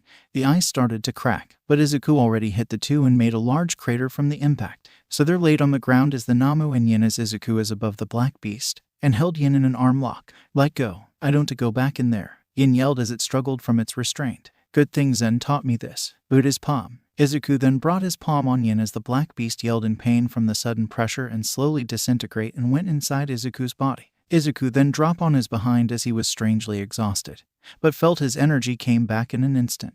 While that's he was cut off as he muscular grabbed his face and threw him away. Zuku! Denki yelled as he immediately vanished when the Namu tried to hit him. SHT, that wasn't enough, Katsuki said angrily as he was slightly far away from them along with Shoto. So it is stronger than All Might. But I think Midoriya isn't finished yet, Shoto said as Katsuki scowled at that. Meanwhile with Denki, the electric user is moving in Mach speed from the super he learned in the past. Denki first learned it when Izuku started his training and got some tips from him. He learned to use his quirk around his body to amplify his speed and power like a motor, and trained his body to be durable for any drawbacks. Zuku! He shouted till he saw his best friend walking to him with his eyes covered by his hair as he immediately paled. Izuku is angry. Scratch that PS said as heck. Oh crud, Denki muttered as he began to run to the other direction. He ain't gonna be near his best friend's warpath. Back with the rest of the students, Katsuki, Shoto, and Ejiro are distracting the Namu to delay it a little till they felt a powerful aura of malice wash over them. What was that? Shoto asked till the ground shake like a giant walking with them. Although, Kyoka muttered as she began to pale while her classmates look at her in worry. What is going on? Hanta asked till the shaking intensified. They then saw Denki from the distance running at them. Fear. Run! Denki yelled till a large chunk of land fell from the sky. Hell axe! Suddenly the Namu is hit on the head by none other than Izuku himself with a powerful axe kick that made the artificial human drop to the ground. What was that? One of the villains yelled in fear. Izuku immediately jumped to the air as he dropped to the ground heads first and shouted, "Ballistic missile." Izuku then hit Namu on its back as it screeched in pain as its regeneration quirk couldn't even fix it. Iron Claw! He then thrust his palm on the Namu's head as the strike broke its skull. Izuku decided to finish this as he jumped to the air as he do an elbow drop, and he shouted, "Mountain Spike." When his attack hit the Namu, its body is completely pulverized inside out, and is now laying there dead with Izuku kneeling as steam came out of his body. Never mess with me, Izuku muttered as he is slowly getting sleepy. I call Hex. Kurogiri, get him. Shigaraki ordered as Izuku finally accepted the suggestion of his body, but heard a yell of, I am here. Izuku could only see darkness, and smiled when he heard that voice. There was only darkness until a sudden call was heard. Clear. Izuku immediately jumped in shock as literally a defibrillator is used on him. What the he was cut off when Kyoka, Denki, Ochako, and Marcia hugged him. You idiot! Kyoka yelled at him as she hit him on the head, but tears were streaming off her face. Good thing. The way to wake you up is to give you a little shock, Denki said as the four of them let go off the poor green head. Izuku looked around and saw that he was on a bed in the infirmary of the school with his classmates on their school uniform. Guys, what happened before I blacked out? Izuku asked. The Miss Guy was about to catch you, but Zero used his tape to get you and All Might came to beat the villains, but two of them escaped, Ochako explained. And after that, the rest of UA came to the rescue, and arrested the villains and got you back here, Kyoka said. Damn, Izuku could only say as he laid on the bed. Also you got two visitors, Marcia said as the door suddenly slammed open. My baby. Izuku immediately pale as his mother came in the room, and hugged him immediately. Big brother. He then saw Eri below his feet. Izuku, why did you have to be so reckless? You were in a coma for a whole day. His mother cried out as he looked at her in shock. Hey, he just gaped there in disbelief. Yeah, you slept like a log. We had to tell the teachers that you defeated the big thing. But we didn't know what happened to the other villains, Marcia said. What worries me is the monster that came out of your body. Its name was Yin, was it? Ochako reminded. I don't know either, but I think it's part of my quirk, Izuku said. Well, if there's a Yin, then there will be a Yang, Kyoka said as they grew worried. Then that mean I must learn to control it, Izuku said as his mother sighed. Well, more equipments for you, she said as everyone chuckled. Denki then remembered something and said, Hey Aizawa, remind us to tell you something. What is it? Izuku asked. The sport festival is coming up. Izuku then quickly perked up. Really? Yeah, Mr. Aizawa said it himself. And security will be tight in that time, Kyoka said. It's really coming, huh? Izuku said as he slowly grinned, which everyone saw. So what will you do next, Suzu? Marcia asked. Izuku's grin could get bigger as he said, I'm gonna break another limit. Izuku is walking to his school in his school uniform along with his adopted sister Eri sitting behind his head.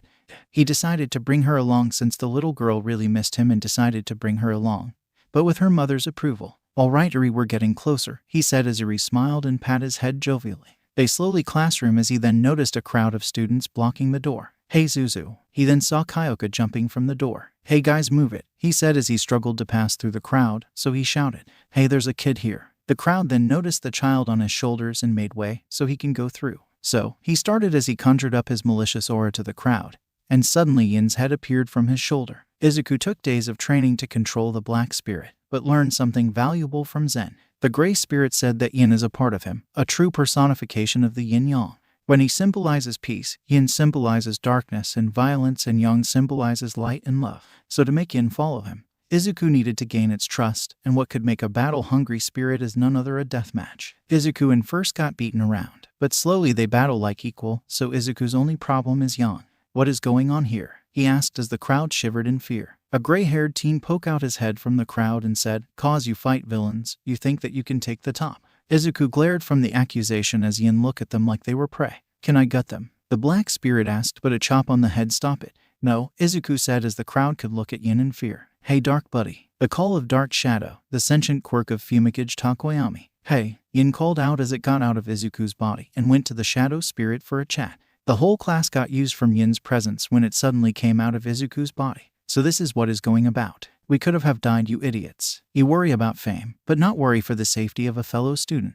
Izuku scolded the crowd as they looked down with shame. Maybe they are not so bad. Yeah, we shouldn't have done this. The crowd admired wholeheartedly as they apologized to the class. That's right, why? Don't make matters worse. Izuku punched Katsuki's head as he will not let this get any worse. So he's the only overconfident one, huh? A purple-haired teen asked. Yeah, he is, the whole class of one admitted. Well, we're sorry for accusing you, but we just felt inferior in all of this, the teen said as the crowd nods. Then train, Izuku simply said. Your quirks are a part of you. Like a rock, you can shape it to make it better. If you do have a powerful quirk, nothing can beat the knowledge of a fighter. Don't fight like you have already know. Fight like you have learned by trial and error, and your answer is the result of your will. Everyone were in awe from his words. They felt more confident to be the best and strong. You, what's your name? The purple-haired teen asked. Izuku Midoriya. How about you? Izuku asked. Hitoshi Shinso. The teen said as Izuku could only nod as the crowd then went to their respective classrooms as Izuku could only sigh in relief. Man, that was awesome, Midori, Mina said.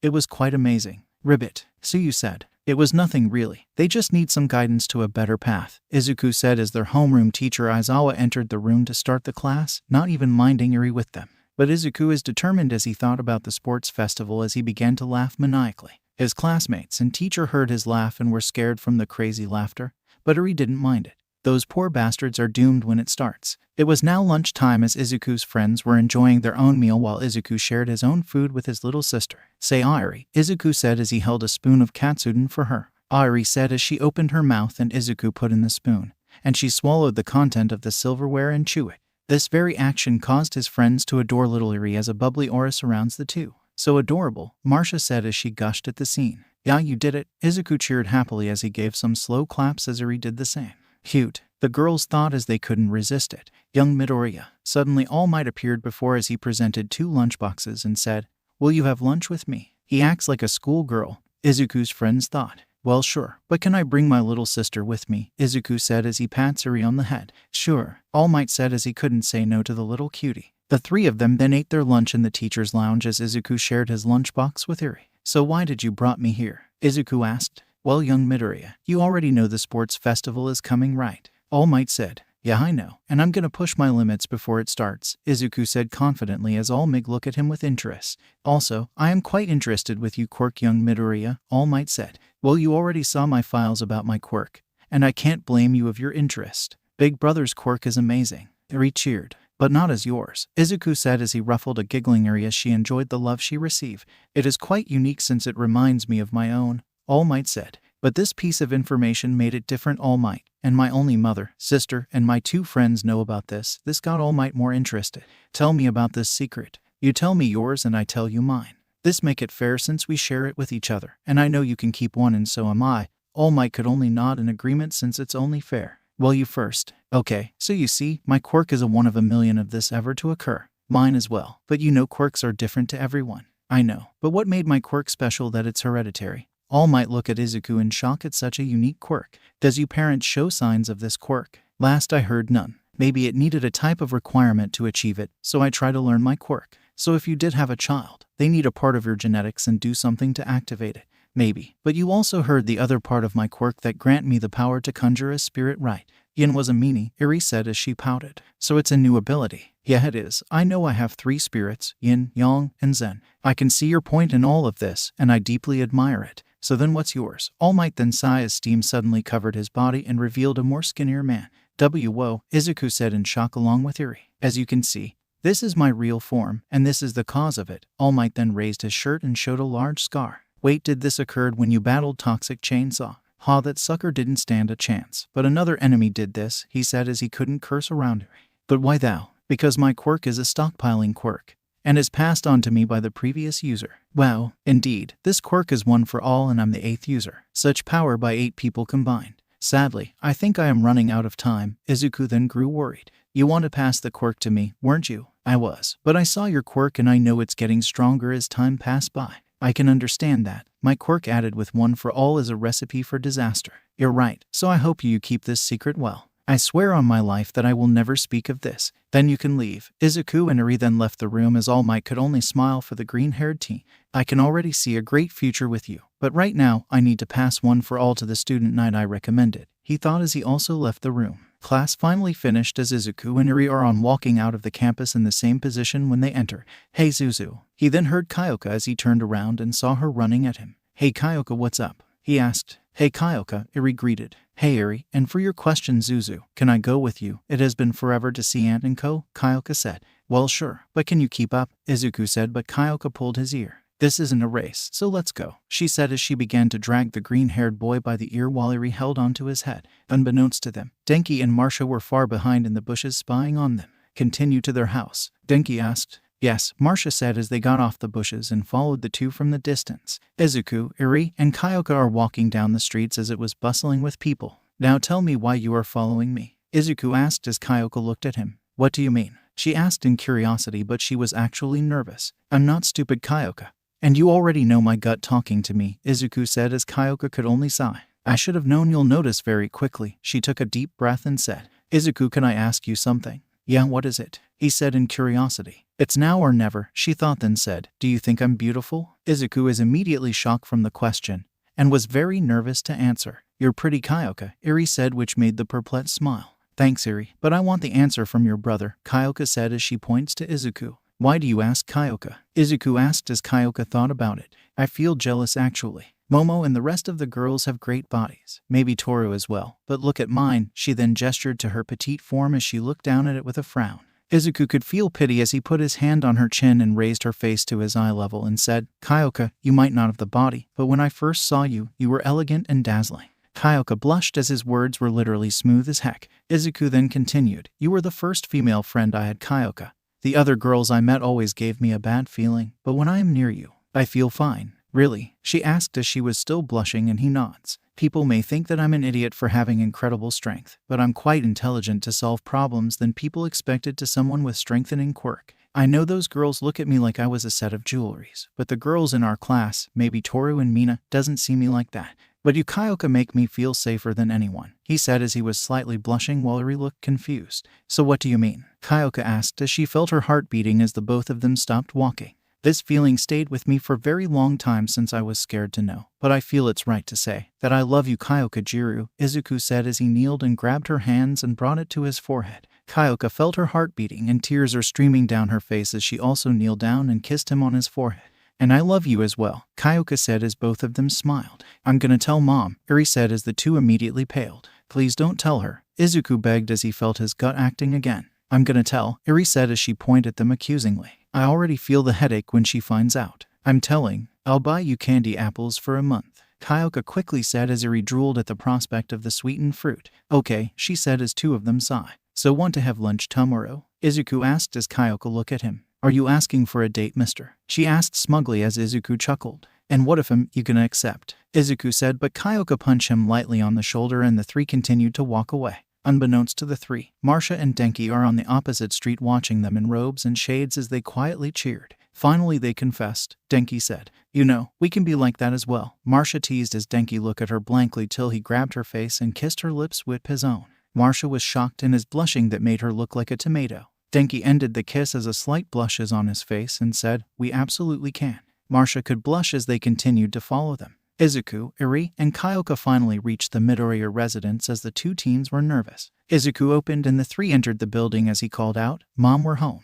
Inko then appeared before them and said, "Ah, Izuku, Eri, you're here and I see you have someone along." "Hey, Aunt Inko," Kyoka greeted. "Hello, Kyoka, how's your parents doing?" Inko asked. "They're fine and still the same." "That's good. I wish your mother could join me and the other two in an outing." "Mom, the both of them are together," Eri yelled as she points at the two as they look at her in betrayal. "My baby is finally grown up." Inko cried as a stream of tears went out of her eyes. "Mom, stop. You'll flood the house," Izuku shouted as he and Kyoka tried to calm her down while Eri is just splashing the tears. "Blah." Inko continued to cry as Izuku could groan as he and Kyoka started to mop the tears away, but felt their hearts connect to each other. It is now a new day as Izuku and Kyoka are walking in a mall in casual clothes. Last night was kinda hectic after Izuku's mother finally calmed down. Inko was happy for her baby boy now having a girlfriend, and the new couple were blushing when Inko mentioned grandchildren and her being a grandmother. So here he was, a day with his childhood girlfriend in the mall to have lunch like they had talked about last night.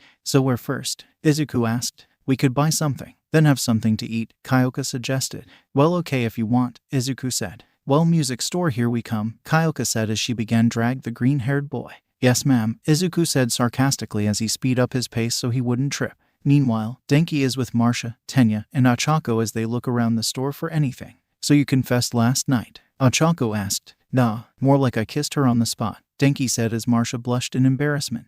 "Denki, that is no way to confess, but congratulations for your new relationship," Tenya said. "Thanks, man," Denki said till Marcia nudged him. "Is that Izuku and Kyoka?" Marcia asked as she points row somewhere and the three followed where she points, and they indeed saw Izuku and Kyoka. "Yeah, it's them," Ochako said in shock. "So the two of them are a couple as well, I presume?" Tenya asked. "Yeah, but we kinda spy on them," Marcia said nervously as Tenya began to scold her. "And I think I know where they are going." "Follow me," Denki said as the four began to follow the other couple. Back with Izuku and Kyoka. They now have reached the music store as they look on various instruments and sound systems around the shop till they look on a karaoke machine. "Say, Kyoka, do you still remember the song we liked when we were kids?" Izuku asked. "Yeah, I remember, Zuzu. So why asked?" She asked. "Want to sing it, to bring those memories that we had?" Izuku asked as Kyoka smiled. "Hey, can we use the karaoke machine?" Kyoka asked the staff that was lazing around. "Just don't break it," the employee said. "Well, you heard him," Izuku said as Kyoka began to select the song. The monitor of the machine then showed the song's name, "Dusk Till Dawn." Izuku then grabbed the microphone as he smiled when he saw Kyoka's onyx eyes look to his green eyes. "Not Trina be indie. Not Trina be cool. Just Trina be in this. Tell me how you choose. Can you feel why you're in this? Can you feel it through all of the windows inside this room? 'Cause I wanna touch you, baby. And I wanna feel you, too. I wanna see the sunrise and your sins. Just me and you. Light it up, on the run. Let's make love, tonight. Make it up, fall in love, try. But you'll never be alone.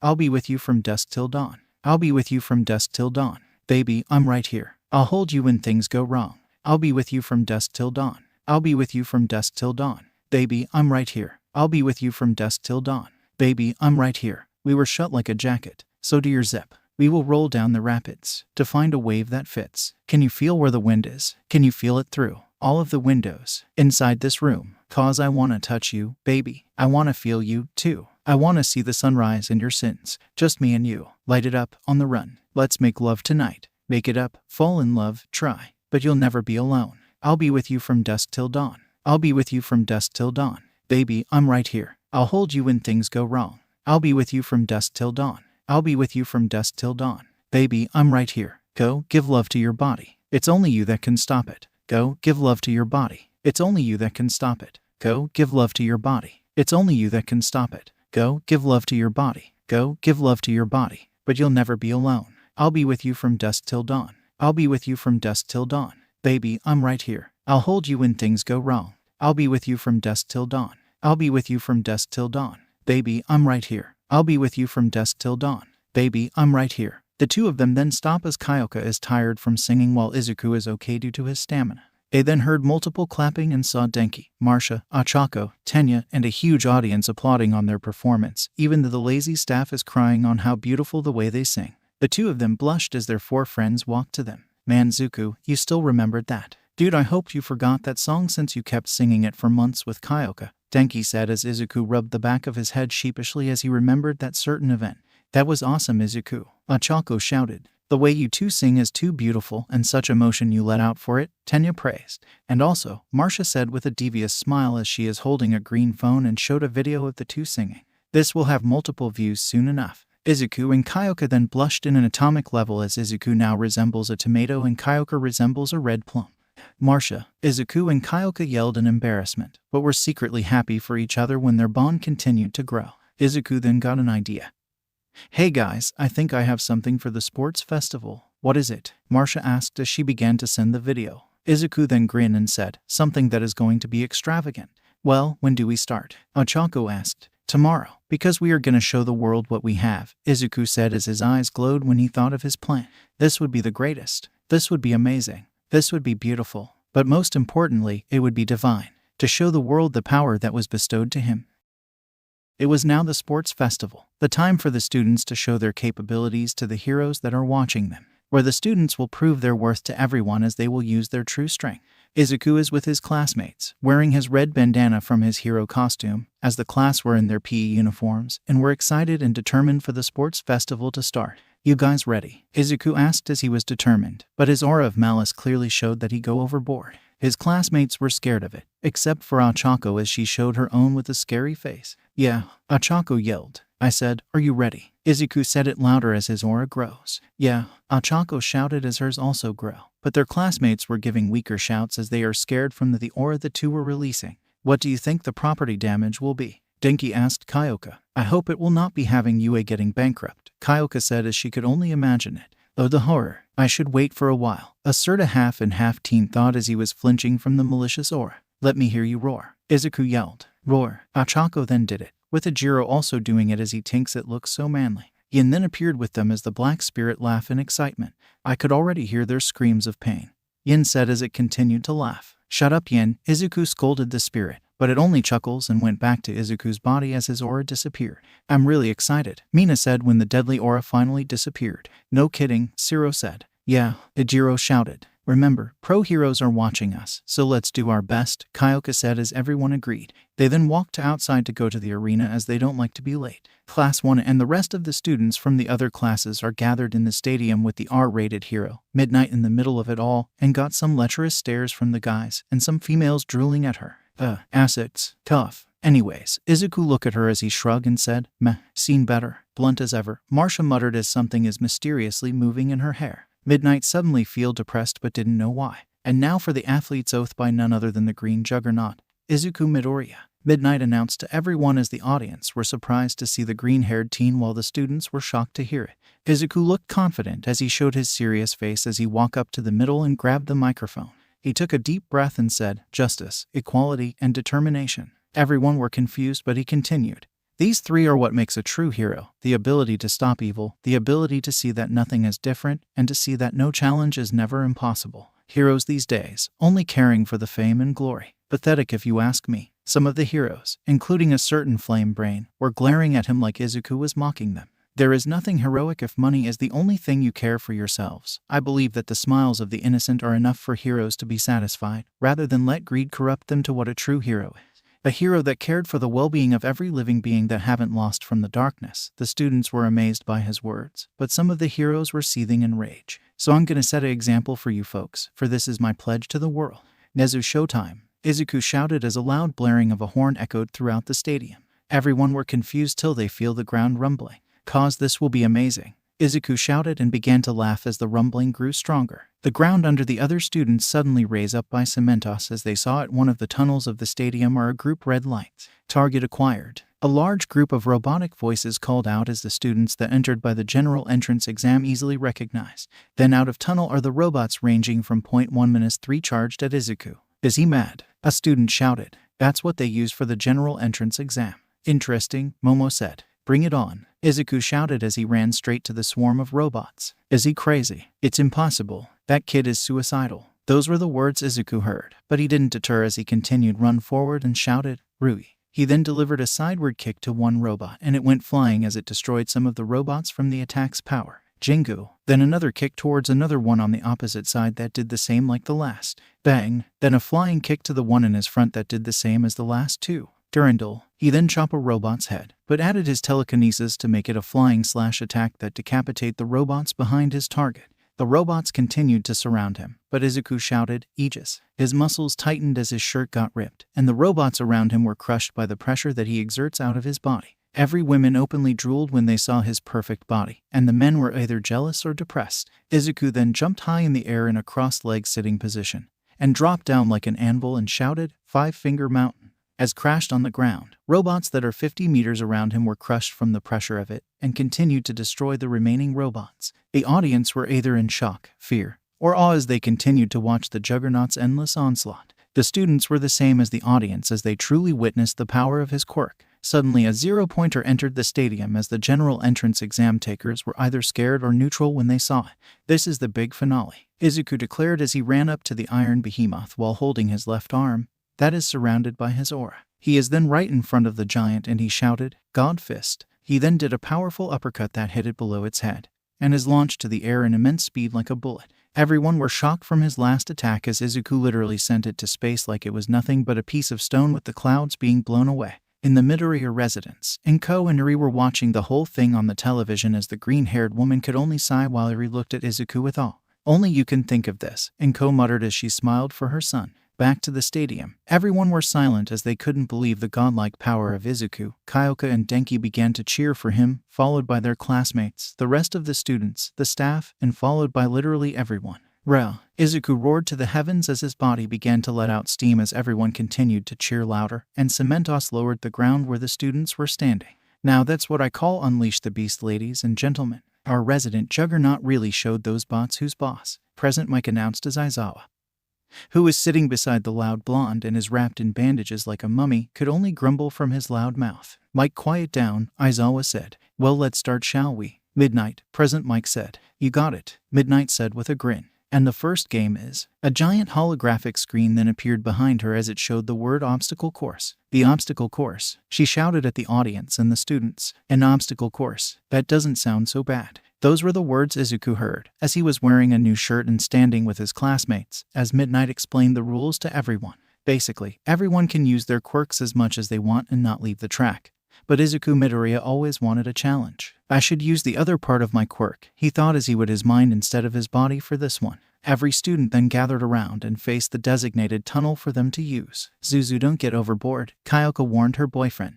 Don't worry, I'm gonna use the other half of my quirk, Izuku said. Dude, this might let your other spirit out, Denki said. Because I am. Remember, I'm still learning my quirk and how to harness it, so let me be, Izuku said with reassuring smile as his eyes glowed and he began to float off the ground. Well, if you say so, Denki said as he is in Hurricane mode. This is a race, so take it easy, Kyoka said as she pierced the ground with her jacks. Setting limits, Izuku mumbled as he set his weight. That was hidden in his uniform, to the heaviest setting. On your marks, Midnight announced as the crowd began to cheer. I will only use this % of my power, Izuku said as he set himself in a crossed-leg sitting position. Get set. A limit that will give the others a chance. He then noticed Denki letting his lightning coat his body, and he could feel Kyoka's heart beating rapidly because of the adrenaline. Go, 5%, and all hell break loose. Every student tried to squeeze through the tight corridor, but the ground suddenly got covered in ice. Ballista. Izuku's shout echoed through the tunnel as he soared through it by going above the crowd. Hooray Shin. Denki's shout follows his as he ran on the wall. Beat burst. And lastly Kyoka's, as the ground below her blew up and launched her forward.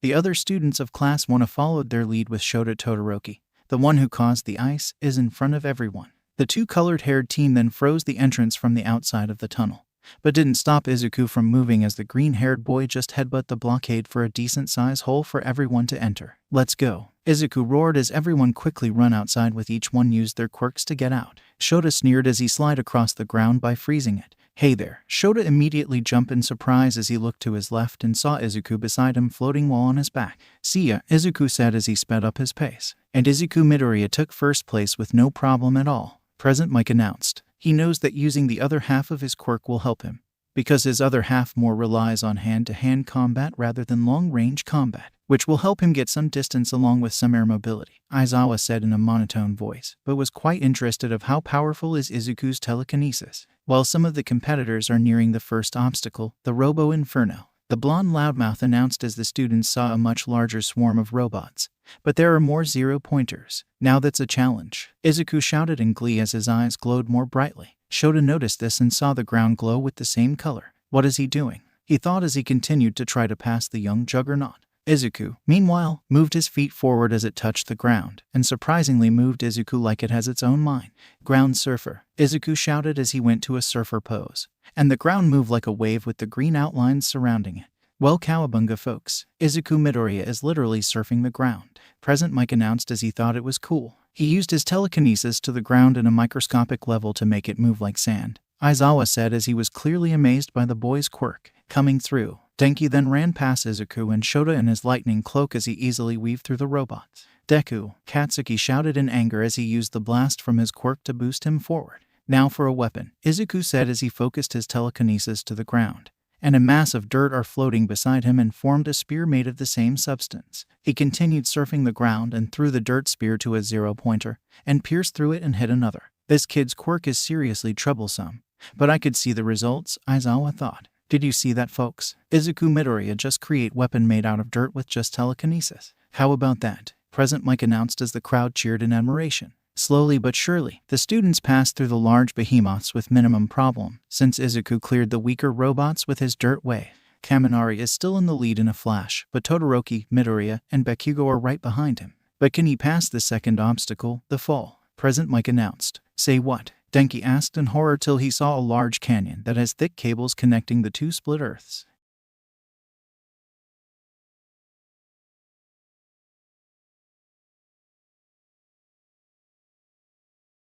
Piece of cake, Izuku roared as the wave of dirt he surfed on moved forward and made a large bridge, so he continued using his telekinesis on himself to float. You piece of SHT. Get back here, UFC curs. Katsuki loudly cursed as he almost passed Shota. Izuku, a green-haired teen, then saw her cousin using her quirk to the trees as her personal carriage along some of the students close by. Don't slow down now, Izuku called out. We won't. He heard Kyoka calling out to him as she kept blowing up the ground that she lands to move forward while his other classmates used their quirks in various ways. Now that's nice of him. He might be strong and smart, but he has a pure heart, Present Mike announced. But can they pass the last obstacle, the minefield? Okay, I need to slow down, Denki yelled as he slightly slowed down since he doesn't want to get blown up.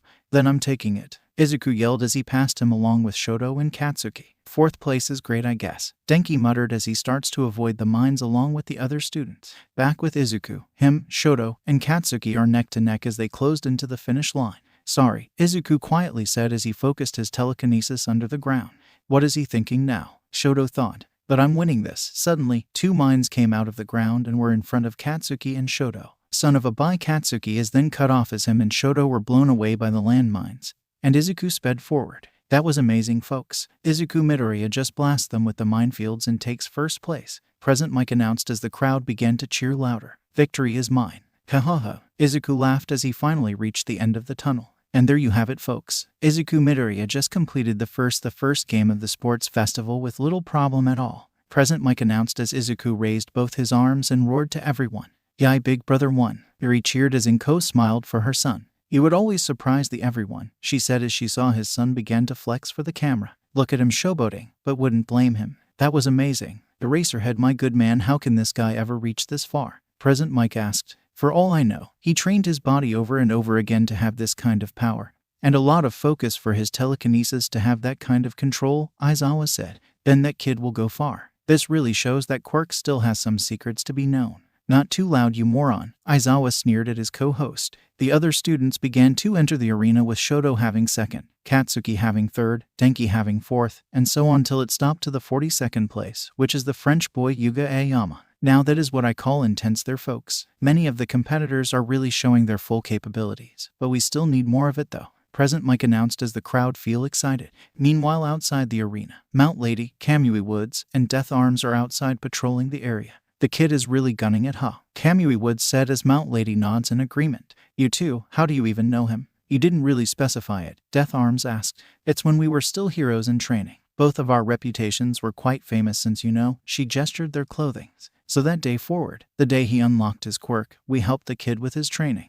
The kid was really daring. He pulled a car when he was 6, a bus when he was 8, a truck when he was 10, and a boat when he was 12, Kamui Wood said. Damn, I should have him join my agency, Death Arms said. I recommend that you wouldn't. He might cause some major property, Mount Lady warned. Yeah, you're right. His quirk is really too much, Death Arms said as he shuddered when he remembered the slime villain. He might be a force to be reckoned with. Now for the next game is. The large holographic screen then showed the word cavalry battle. Is a cavalry battle. This might be interesting, Izuku said. Dang, I'm bad in this, Denki said as he remembered when Izuku, Kyoka, and Marcia did try to have one, but his quirk kept him banned from it.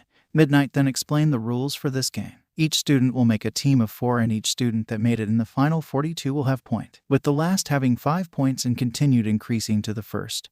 But they have something special for the one in last place. The one in fifth place will have 1 million points, Midnight announced as every student looked at Izuku with greed. Well dang, Izuku muttered as he was kinda scared from all of the looks he was getting. Midnight then explained that they need to wear headbands with the number of their points on it, but they will not wear it below their necks. They still can use their quirks, but they will not cause severe damage. So that's that. So go get your teammates and we will start, Midnight said as everyone began to get their teammates. Well, who would team up with me? Izuku began to think till someone tapped his shoulder and looked behind him and saw his cousin and Ochako. Hey guys, what's up? He asked. Well, we will be you teammates, dummy, Marcia said. Yeah, we might have a chance together, Ochako said. Maybe, but where's Denki and Kyoka? He asked. Den is with Cold Butt and Kyoka is with our other classmates, Marcia said. Dang it, Marcia, Denki yelled at her, even though he was a kilometer away. So who's our 4th member? He asked. Hey, Mr. First Place. He heard a female voice and saw a girl with pink dreadlocks and various gadgets on her. The name's Mei Hatsum and I am a student of the support course, she introduced. Oh, your class made the weights I used, Izuku said as Mei looked at him in surprise. So you're the one that needed the weights, did you like it? Mei said. Yep, that's me. But what's with the note saying take care of my baby? He asked. Oh, that was me, and you did took care of it. My little baby, Mei said as she pet the weights that was still on Izuku's limbs. Creepy, the 3 of them thought. They then began to think of a plan as everyone were planning to go on an all-out war. The 4 decided that Izuku will be the horse, Marcia and Ochako on the back, and Mei as the rider with their headbands. They were equipped with jet boots, jetpacks, and some offensive gadgets. Izuku planned this as an assault team, but he has something in mind that he purposely didn't tell to his team. He then saw the other students with their own team as Izuku tensed up. Begin, Midnight called out as some of the competitors rushed to Izuku's team. Hold on to each other, Izuku shouted to his team, which they looked at him in confusion till they were covered with the same green outline. Go long, he shouted again as he grabbed them by their hands and tossed them into the air. The 3 girls then screamed with Marcia and Ochako in fear while Mei in excitement, but they stopped midair. Is that even allowed? Present Mike shouted to Midnight. If only they touched the ground. So no, Midnight said. Holy smokes, that was an amazing idea, Present Mike announced. I resent that. One of the students of Class 1B, Ibara Shizaki, shouted at something related to her religion. Yeah, Marcia did as well as it was her religion as well. Religions aside, Izuku thought it well through with his quirk. But I was surprised that he didn't tell his teammates about that part, Aizawa said as he was still thinking about the whole unknown team throw. Remember, he's still a kid. They always joke around, Present Mike said as Aizawa shrugged. Move, Izuku called out to his teammates as they used their gadgets to move around. I'll get you back after this, Marcia swore as the 3 girls were now floating around in the air. Izuku then looked at the other competitors that speak, come if you dare be my prey. They were quite afraid, but they still charged in while some stole points from the others. Deku, then the angry bomb known as Katsuki Bakugo, charged at the green-haired juggernaut with his team, which consists of Mina, Shiro, and Ejiro, carrying him. Izuku didn't look fazed as he also saw Shoto's team, which consists of Momo, Denki, and Tenya, also charging at him. Bring it on, Izuku roared as he charged at them while leaving deep footprints on the concrete ground. Quick after them. An arrogant order of the resident douchebag of Ue, Nito Monoma, as his team went to Katsuki's team. Don't get in my way, Katsuki shouted as he fired some blast at the enemy team. Though for Midoriya, if he's out, his teammates are doomed, Shoto ordered. This ain't gonna be easy, Denki said as they charged at the lone Midoriya. More like impossible, Momo said. Well, come on, Izuku challenged as he made a large broadsword made of concrete with his telekinesis. Shoto then fired a wave of ice at him, but Izuku's incredible strength and telekinesis cut it easily. It's that the best you got, Izuku roared as he created another sword and threw the first one at them. Yaoyorozu, Shoto shouted to Momo as she quickly made a shield in front of her team that breaks the incoming sword. Sorry Zuku, Denki shouted as he made a finger gun and fired a bolt of lightning from his outward fingers. Izuku quickly saw this and jumped backwards to avoid it, and did 5 backflip then land. Get back here Deku. He heard his former best friend's shout of anger as Izuku saw him using his quirk to propel himself off his team into him. Not today, Izuku said as he punched the ground and made cone-shaped barrier around him made of concrete. Zen plan? Izuku asked his inner spirit. Avoid fighting for now, and keep dodging, Zen said as Izuku nods. UFC Kur. Izuku immediately got out of the barrier as it immediately blew to bits. Adios, Izuku yelled as he began to run. Get back here UFC King bastard, Katsuki yelled as his team immediately caught him. Meanwhile, Izuku's teammates are dodging some long-range attacks from the competitors as Marcia got some seeds with her that grows into grass and used it as a shield. May, take us higher, Marcia yelled. Coming right up, May shouted as they go higher. This made the other competitors angry as they can't really reach them, but get up close or shoot them down. Flytrap chaser, Marcia yelled as she tossed a seed to the ground. And it grew to large Venus flytrap that begins to get a bite to anything close to it. Bank left. Ochako called out to them as they evaded a vine that was coming right at them. I hope that blunt cousin of mine is having trouble as well, Marcia yelled as she threw more seeds that turned to various plants. Back with Izuku. The green-haired boy is dodging blast after blast, ice after ice, as he used ground surfer again to increase his mobility. Come on, is that all you've got? Izuku taunted as he created a barrier behind him that got blown away by the explosive blonde. Then stop running UFC King piece of SHT. Katsuki yelled in anger. Shoto even tried to block or freeze him, but Izuku is resilient and kept dodging his attacks. Thousand Sword Impale, Izuku yelled as he slammed his palm on the ground. And the entire battlefield is covered with thousands of blunt stone blades that kept the other competitors in place. Damn, that was a close one. I could only imagine it going in someone's butt. Present Mike announced as everyone could only shiver. You're scaring the kids, Mike, Aizawa said as his fellow announcer ignored him. Like this can stop me, Katsuki yelled as he blown the blades away with his quirk. I know, Izuku yelled as he immediately bent over to avoid a bolt of lightning. Nothing personal, dude, Denki shouted at Izuku as he fired another bolt, but Izuku evaded it as well by sliding along the ground. Izuku then quickly got back in position as he kept dodging every attack that was aiming at him, since the other competitors are getting desperate for points. Lion's palm. Izuku then thrust his palm on the ground and launched himself upwards with the force behind it.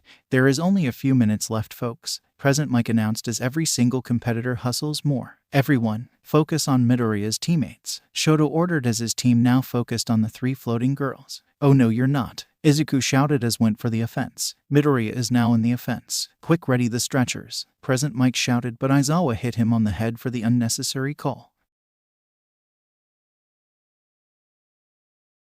Todoroki. Denki panicked as the bi-colored teen immediately made a wall of ice behind them and blocked Izuku's attack. Deku. Katsuki then came flying over as he fired a huge blast to propel himself. Yin, Izuku shouted as Yin came out of his body with a sadistic smile. Hey there little boy, Yin said as he goes to attack Katsuki. Quick, Zero restrains Yin, Ijiro said as Zero quickly fired a line of tape at the black spirit. Like that can stop me, Yin roared as spikes grew around its arms and cut the tape. Never mind, Ijiro yelped in fright as he, Zero, and Mina went to the other direction, but close enough to catch Katsuki. I will not lose, Shoto thought angrily as he summoned a giant glacier under Izuku's team. 1 minute left, Present Mike shouted as the 3 monsters of Wano grew more determined to win this. We can't reach it in time, Shoto said as he grit his teeth in anger. We still can, Tenya said. I've been saving this move for anything serious. I will be useless afterwards, but this is a good time for it.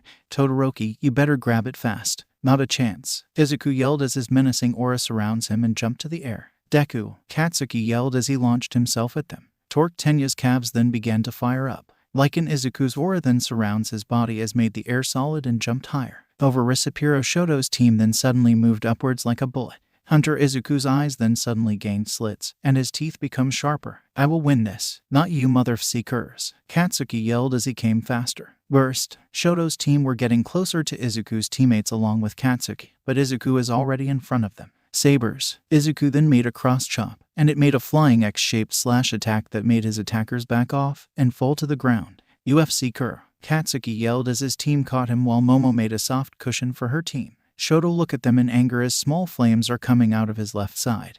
His eyes widened immediately and quickly extinguished them. He made me use his fire, he thought angrily as he thought about a certain man in anguish. I already pledged that I will never use it, but you made me broke it. Time's up. Shoto quickly got off his thoughts when he heard present mic as everyone finally relaxed their bodies from the stress they got. Izuku also heard this, and slowly made his other teammates float down to the ground, and Yin returned to his body. Izuku, that was amazing. Ochako praised as Izuku rubbed the back of his head sheepishly. You are truly amazing, Mr. First Place. I can't wait to get my other babies to try, Mei said as she rubbed her hands sinisterly, which made his teammates uncomfortable. Marcia quickly punched Izuku on the shoulder and shouted, "And that's for not telling us, you idiot." Izuku could only chuckle sheepishly. And now for the rankings. Present Mike announced as they finally got the final results. The first place goes to Team Hatsum, who kept their 1,000,000 points safely. Said team bumped their fists to each other and high-fived. The second goes, that ended with a bang, is Team Bakugo. Katsuku is currently fuming in anger while his 3 teammates could only sigh.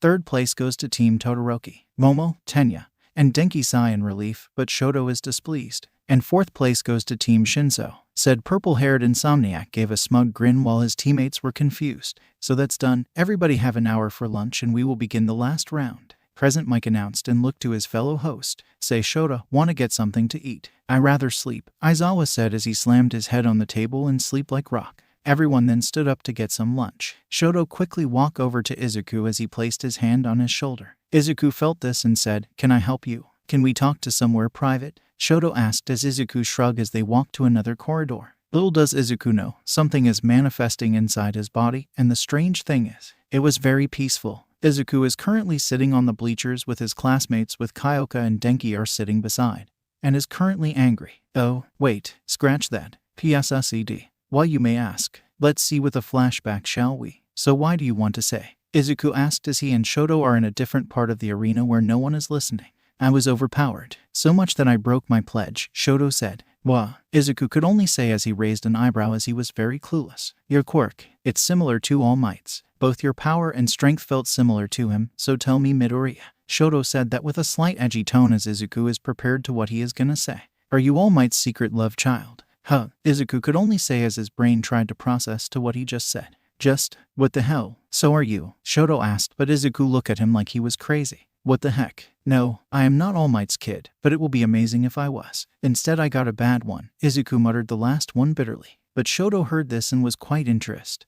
But he said else, sorry for asking that, Midoriya, but I have another question. Izuku then got interested. Okay, you know Endeavor, right? Shoto asked. Izuku then showed an angry look. He knows the number 2 hero very well. A big egotistical, greedy idiot. Izuku is really angry when he always watch Endeavor fighting villains, because he always cause a lot of property damage that the said property owners paid for repairing instead of him. Yeah, I know him. A big moron if you ask me, Izuku said bluntly, but was surprised when he saw Shoto slightly smile. But the scarred boy immediately hid it.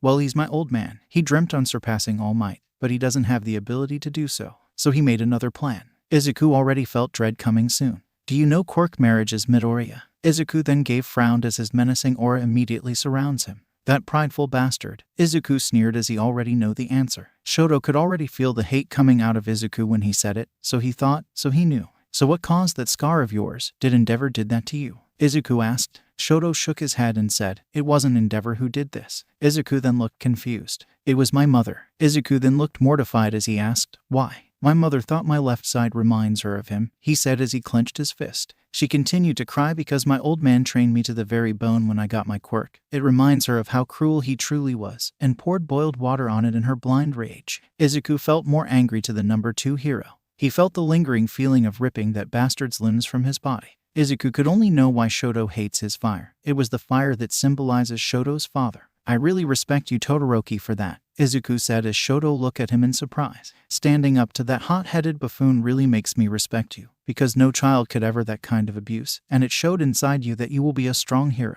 Thank you, Midoriya, for that. It really meant to me that you dislike this kind of people like my old man, but I still don't like to use his flames, Shoto said. But will you really fight with half of your power? Shoto looked at Izuku angrily and said, I'll never use his flaw. He stopped as Izuku suddenly thrust his palm to his chest, and his very soul came out of his body.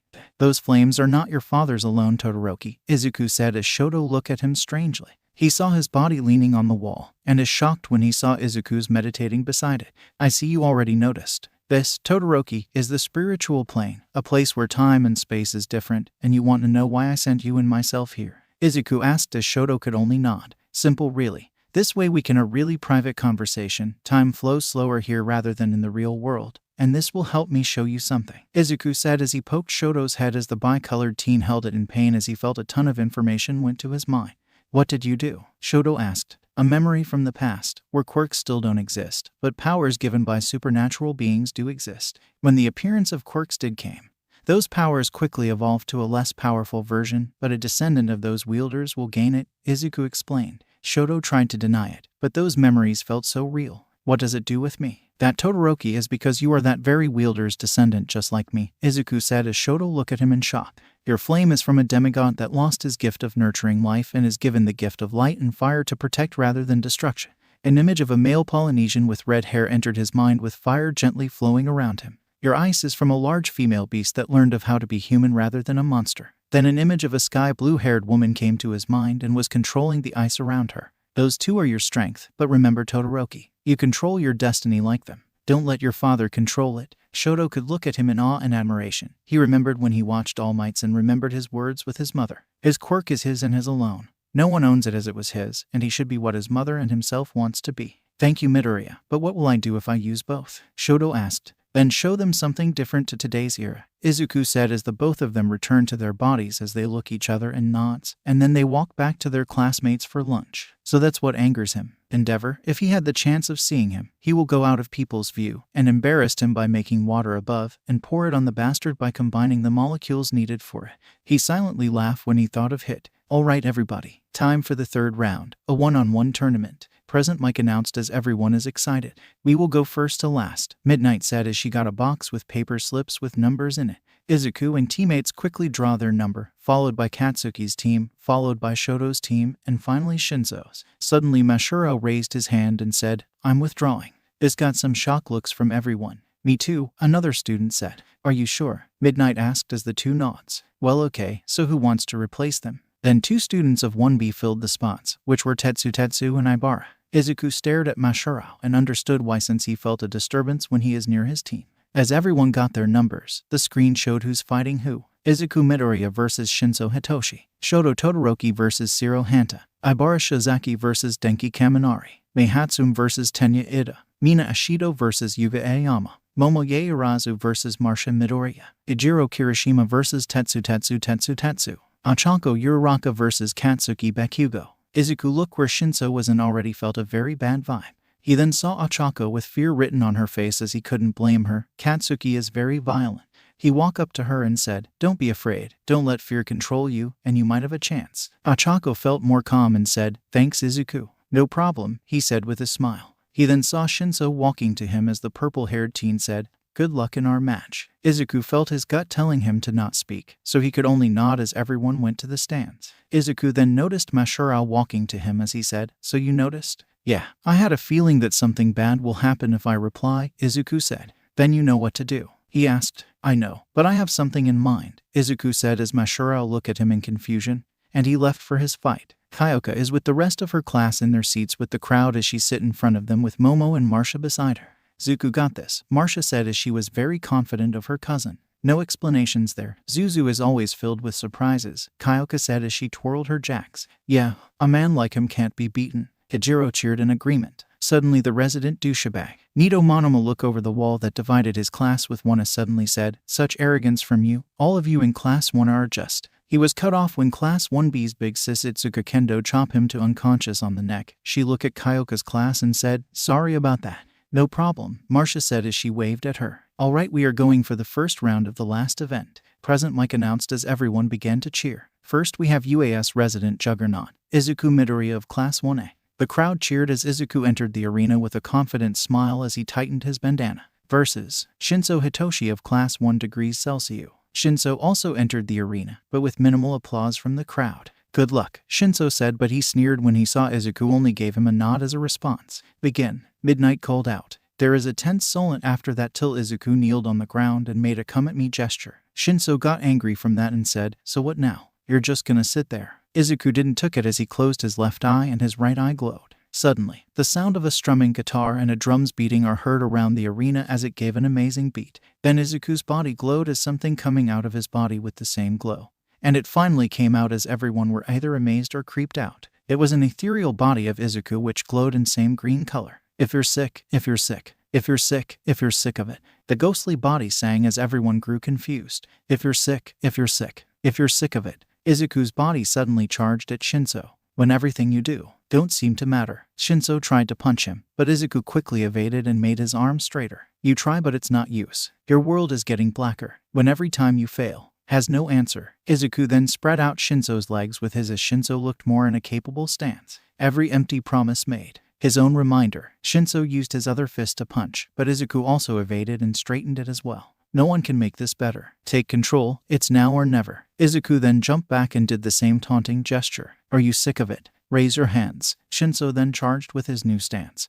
But Izuku kept evading his hits and seems to correct them. Get rid of it, while there's a fighting chance. Shinso tried to hit Izuku, but the green eat defends every attack. Are you over it? Bored to death? Have you had enough regret? Take a stand, raise your hands. Shinso's movement then went autopilot from the adrenaline as his body moved like how Izuku corrects it. If you're sick of it. If you're sick, if you're sick. They then traded blow for blow with Izuku using only small amount of his power. If you're sick of it. If you're sick of it. If you're sick, if you're sick, if you're sick of it. Look at them go. Present Mike announced as everyone were mesmerized by the fight below while Spirit Izuku kept singing. Every single day, I chase my own tail, like a rat inside a maze. Has gotta get away. Shinso now fully understand what our protagonist is doing and went back to manual as he felt something streaming through his body. I'm running out of time. For me to break this, I'm tired of feeling like I'm never gonna make it. Shinso began to evade Izuku's attacks with various acrobatics to do it, which made everyone feel more amazed. No one can make this better. Take control, it's now or never. Shinos immediately went back to the offense as he is gonna deliver a haymaker on Izuku's head.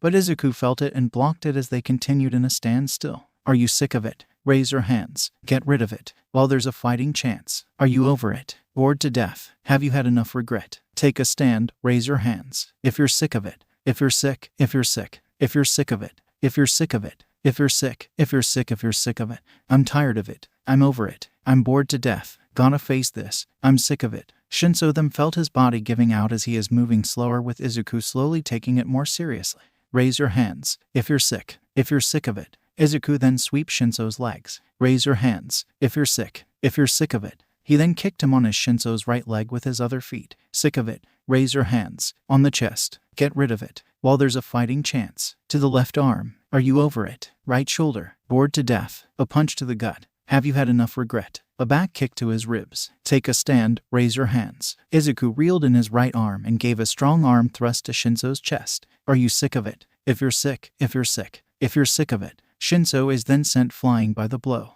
Get rid of it. If you're sick, if you're sick, if you're sick of it. Izuku suddenly appeared behind him and kicked him up to the sky. Are you over it? He appeared upon him again and kicked him over and over till Shinso reached the clouds. Bored to death? Have you had enough regret? Take a stand, raise your hands. Are you sick of it? If you're sick, if you're sick, if you're sick of it. Are you sick of it? If you're sick, if you're sick, if you're sick of it. Izuku then appeared above him and delivered an axe kick to the gut as Shinso is sent flying back down. Are you sick of it? If you're sick, if you're sick, if you're sick of it. Izuku appeared slightly below him as Izuku caught him and both of them crashed on the ground as large dust cloud covered them. If you're sick of it. If you're sick, if you're sick, if you're sick of it. The spirit them disappear as everyone patiently waited for the dust cloud to dissipate. As it was finally gone, they saw Izuku with Shinso unconscious in his arms with not a single damage on him, and are in a large crater. Holy moly, Present Mike shouted in disbelief from everything. Indeed, Aizawa said as he looked at them without a care, but is actually surprised as well from the display. Itoshi is unable to continue. Midoriya will advance for the next round. Midnight announced as everyone cheered for the rather extravagant fight. You did great, Shinso, Izuku said as he began his trek to Recovery Girl's office with Shinso still on his arms. That was manly, Ijiro shouted in excitement as everyone except Bakugo agreed with him. But the way he conjured a spirit is quite interesting, Momo said in interest. His quirk is really intriguing, both equal power of both mind and body in one vessel. And this is the result, a powerful, versatile, but dangerous quirk. Indeed it was, Tenya said in agreement. Meanwhile, Shoto silently walked away for his match, but faced an obstacle along the way. In the infirmary, Shinso groggily woke up and saw Midoriya meditating on the opposite side of the room. I'm glad you're awake, Shinso, Izuku said as he opened his left eye. From the demonstration you've shown me, I already know that you can beat me, but why help me? he asked. Because I can see potential in you, Izuku answered. People these days only see the obvious effects of their quirks, and not look deeper that their capabilities is only there. You Shinso, I could see potential deep within you, and you just need help get that. Your quirk is special and can help you become a hero. Shinso slowly teared up from his words as everyone thought his quirk is villainous. But here is one man believing that he can do it. Thank you, Shinso said. Anytime, Izuku said as he left Shino's to rest, and walked back to his classmates. That was overboard, Kyoka said as she and everyone were leaning back. What would be the cause? This? Yeah, too much, Denki said as he looked a little horrified. Right in front of them is a large glacier that Shoto made in an instant that immediately froze his opponent, which was Sira. Hey guys, what's with the giant ice? They look who it was, and it's Izuku pointing at the large glacier. Shoto, Denki, Kyoka, and Marcia simply said. Damn, Izuku said as he reeled in his arm and began spinning it around. Mjolnir, Izuku shouted as he hit the air upwards and the top half of the turned to bits in a single blow.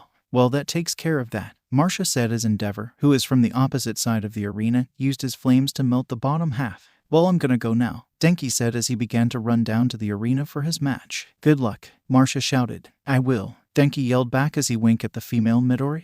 Now with the giant ice block out of the way. Time for our next competitors, Present Mike announced as everyone were excited. This will be interesting, Izuku said as he took his seat beside Kyoka. Introducing the assassin from Class B of the Hero Course, it's Ibara Shizaki. Versus the living lightning bolt from the Hero Course, it's Denki Kaminari. Present Mike announced as the two students entered the arena. Now let's. Excuse me, Ibara cut him off. What do you mean by assassin? I'm only here to take victory, not someone's life.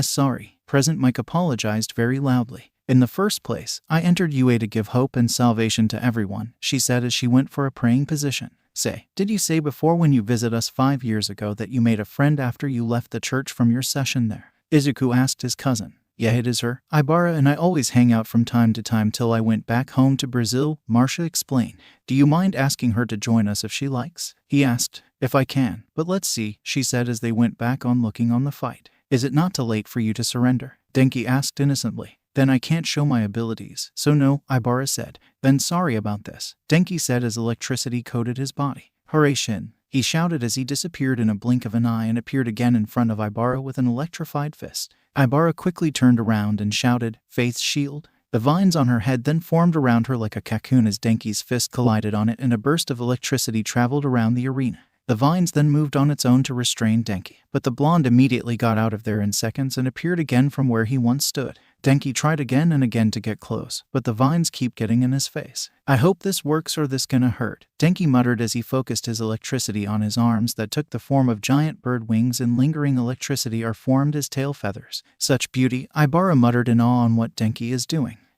This hurts. Well, no pain, no gain. Denki thought in pain as he felt his skin burning. He then flapped his new wings and surprisingly flew up. Such an amazing feat. Kaminari just made wings just out of electricity and mastered flight. Present Mike announced. He surely have a lot of control to make the electricity go in a solid-like state to properly fly.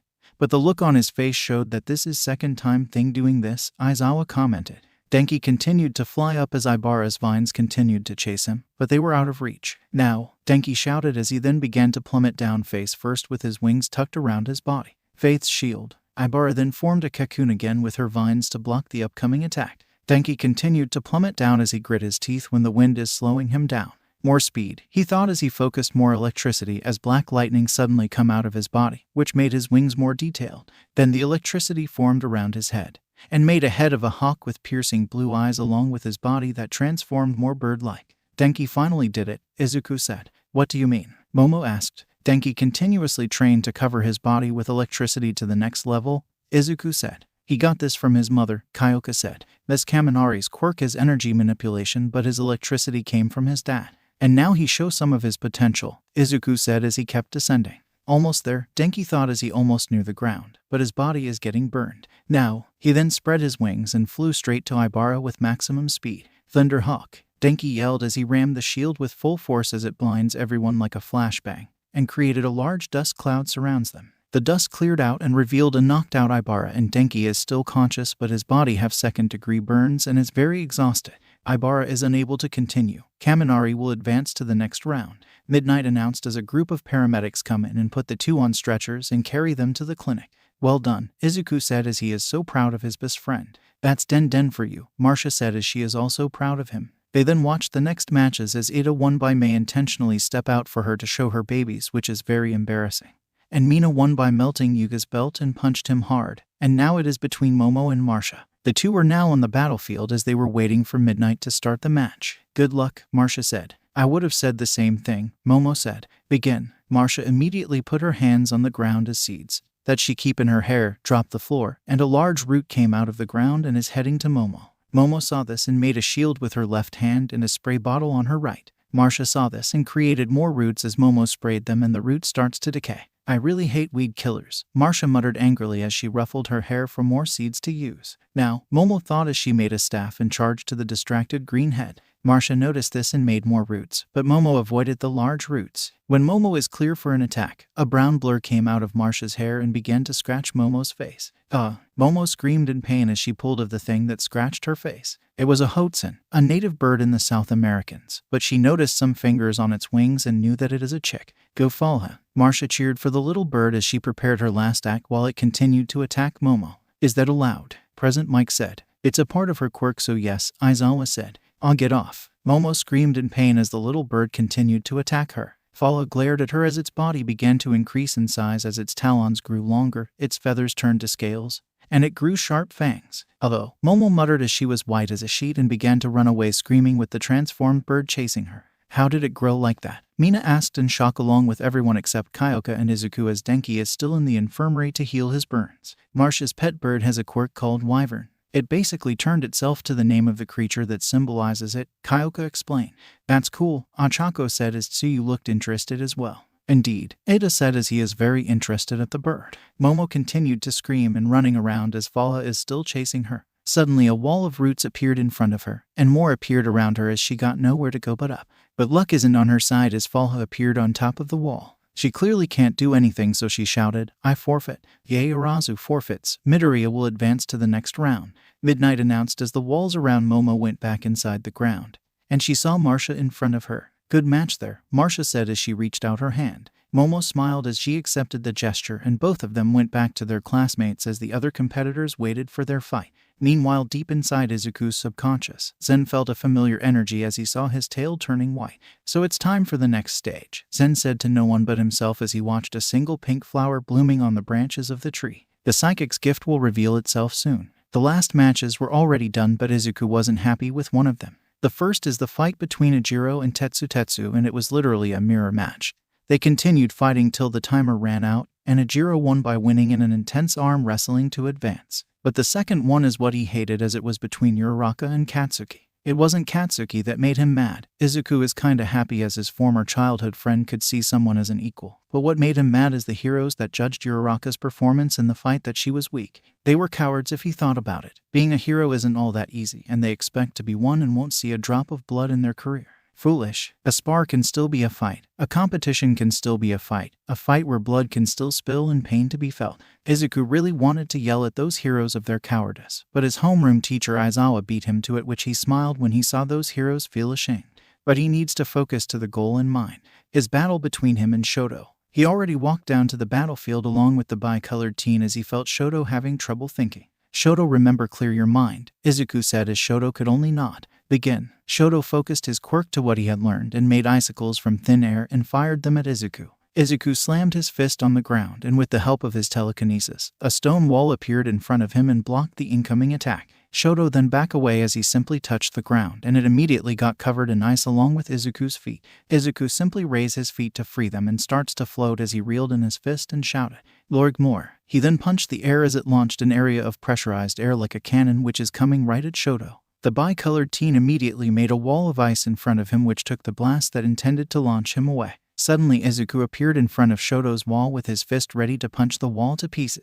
Dragon fist. Shoto then saw an image of a dragon appeared behind Izuku as the green-haired teen punched the wall to bits. Shoto then thought of using one of the things he saw from the memories he saw. Frozen tundra. The air circled around him as Izuku quickly back off when the temperature quickly drops. That is what Shoto needed as he forced the wind away from him as the whole battlefield got covered in frost and ice. The ice and frost then began to crack open, and grass made of the same material sprout out of it. Nordspid. He raised his arm upward as the icy grass then stood straight as they grew upwards by waist height.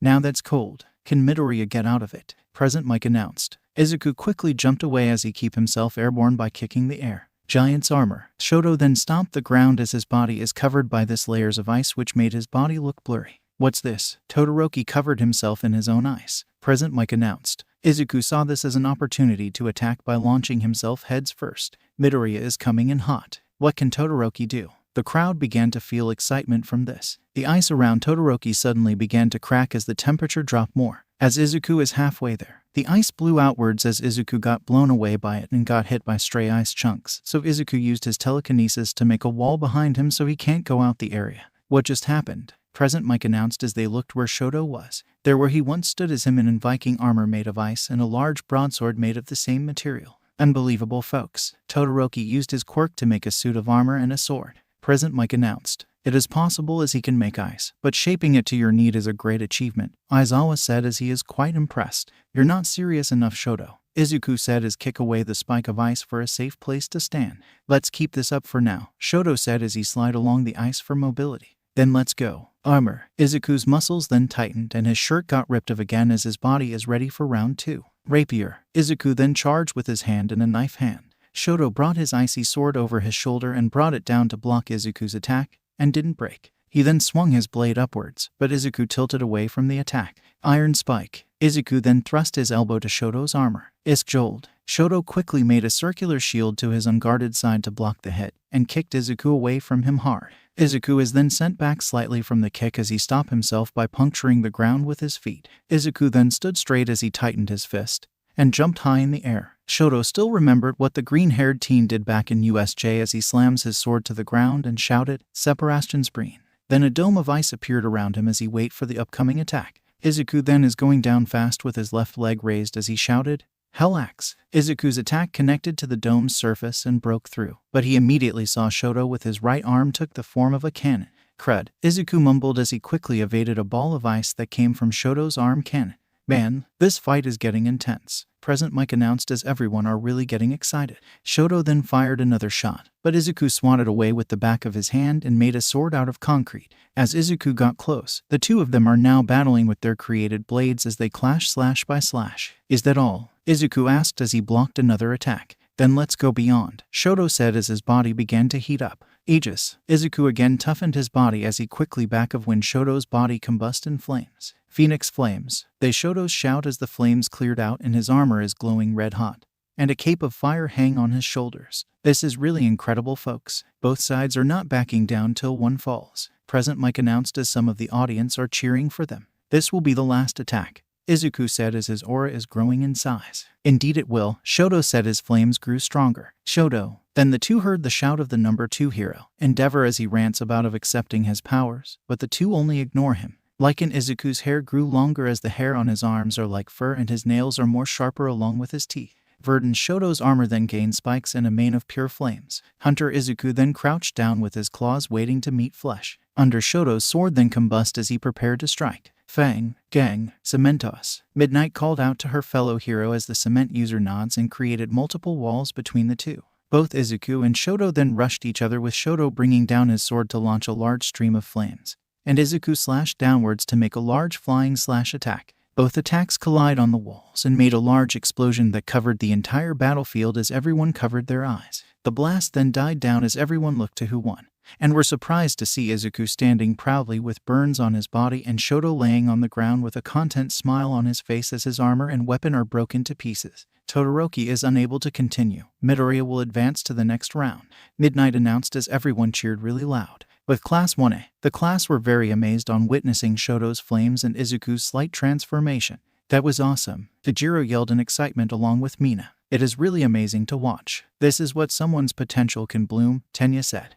Go Izuku. Kyoka cheered for her boyfriend as Denki, who is beside her with bandages around his body and is taken care by Marcia, is also cheering by waving a green flag with the yin-yang symbol on it. Unbeknownst to them, Katsuki is glaring at the two with hate and jealousy, as he clenched his fist and grit his teeth in anger. I'll show them. Ah, that's much better, Izuku said as his burns are now gone. He is in the infirmary with Shoto on a bed as they were healed by Recovery Girl. Your endless stamina still baffles me, Recovery Girl said. Do I need to explain my quirk again? Izuku joked as Recovery Girl shook her head with an amused smile. Just go back to your friends. I can handle your classmate. Recovery girl said as Izuku jumped off his bed and went out to go back to his class. When he was halfway there, his consciousness suddenly went to his mindscape as he is now sitting on a branch with Zen. Why did you bring me here, Zen? Izuku asked. Because of this, the wolf said as his body shrinks, his fur turned white, his tail grew larger and fluffier, his eyes turned to what Yin looks like, and gain a skull mask like the Black Spirit.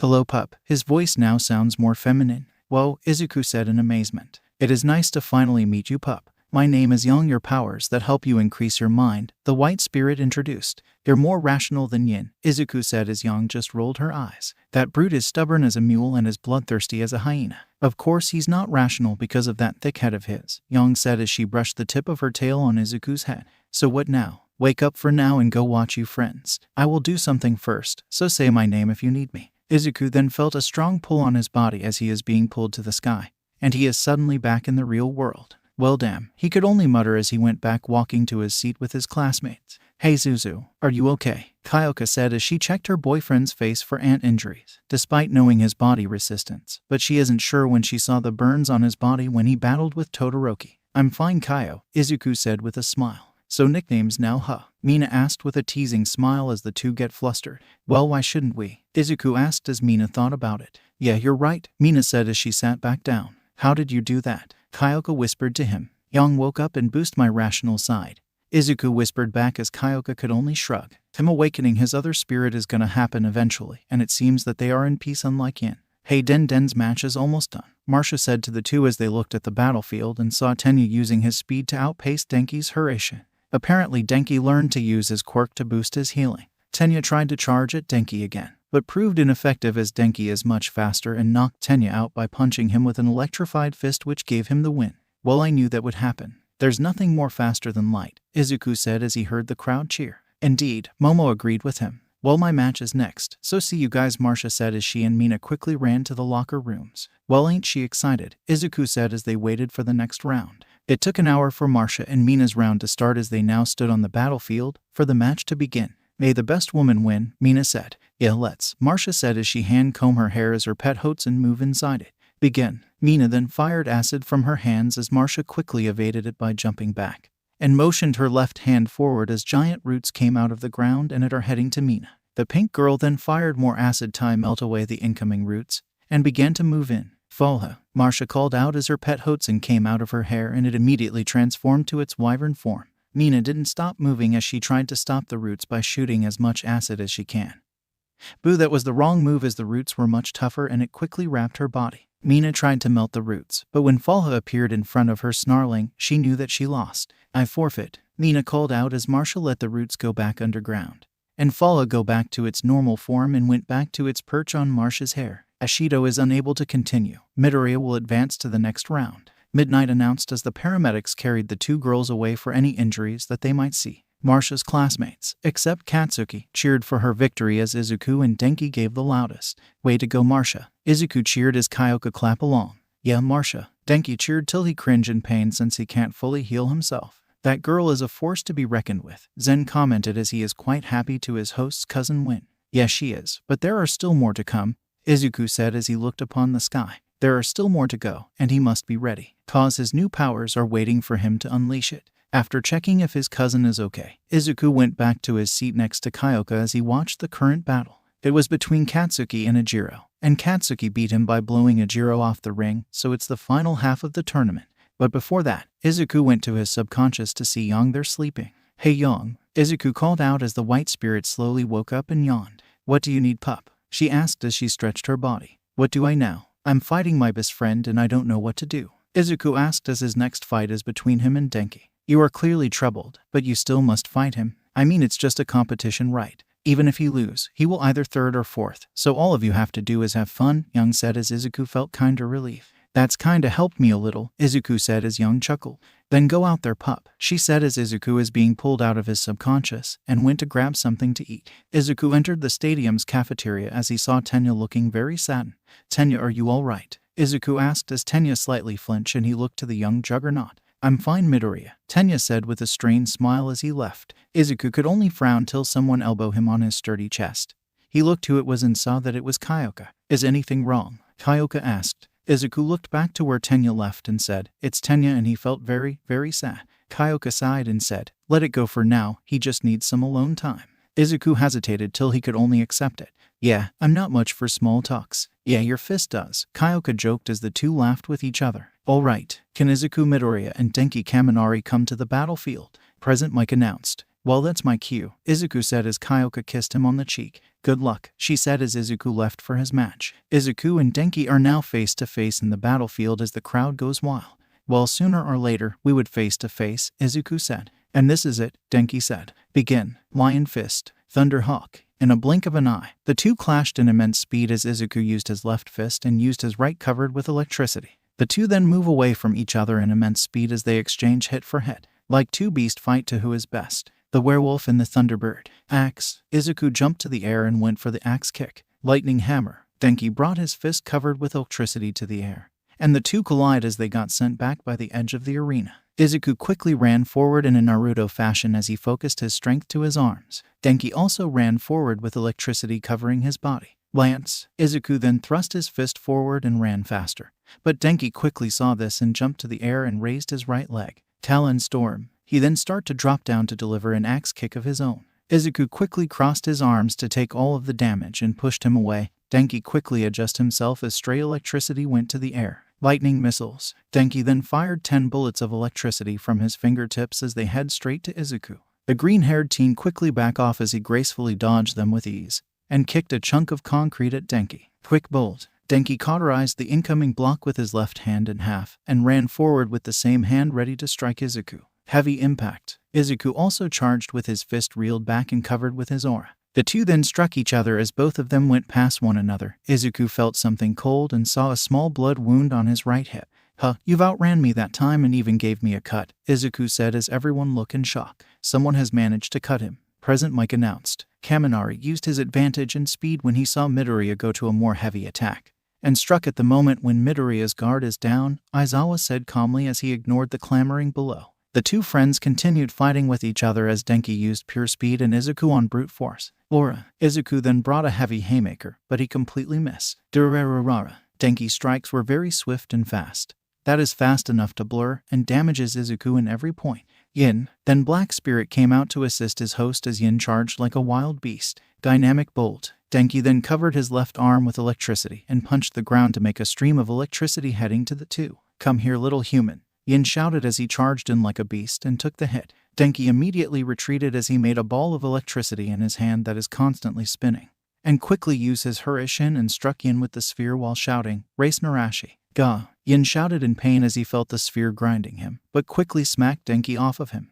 Missile. The blonde teen then looked up to see Izuku going for a headbutt in the air. Denki quickly stepped back to avoid the incoming human missile as Izuku crashed in front of him and tried to shock him again. Lariat. Out of nowhere, Yin clotheslined Denki from behind and knocked the blonde down. Chisel. Izuku was suddenly above his downed body and brought down a karate chop on his back. Denki screamed in pain as he quickly spun his body around and kicked Izuku off him. Ruh. Yin then tried to hit Denki again with a sucker punch, but the blonde teen quickly blinked out of the way. Yin then felt a large jolt of electricity to his side and fell over. With him being unconscious, the Black Spirit returned to Izuku's body. Izuku stood in one place as he is slightly spasmed as some of the electricity managed to hit him, and Denki stood opposite of him as he is running out of steam. "Well, this is it," Izuku said as went for a horse stance and tried to control his spasming body. "You got that right," Denki said as he reached out to the sky with his right hand as a spiraling ball of electricity is on his hand. Izuku then let out his aura as his ears gained a pointed tip and fur grew on the back of his hand. Denki meanwhile, the ball of electricity slowly grew in size as he slowly bent down from the weight. The two slowly walked to each other and ran in full speed. Full Moon Izuku crossed his arms as his aura forms long claws. Odama Denki then pushed the now giant ball of electricity forward as it intends to shock and grind its target. Blood Cross. As Izuku was close enough, he then did a cross chop and a flying cross slash attack went straight to Denki. Race Narashi. Denki then threw the ball of electricity with all of his might as it slowly approaches the incoming attack. Cementos immediately create a thick of concrete between the two attacks, and as the two attacks hit one another, it caused a massive explosion that caused a bright flash and heavy smoke around the arena. The smoke cleared out as the crowd looked at what happened. They then saw Izuku on the ground paralyzed from all of that electricity, and Denki was knocked unconscious. I still stand," Izuku shouted with a snarl as he forced his body to sit up and froze again. Kaminari is unable to continue. Midoriya will advance to the next round.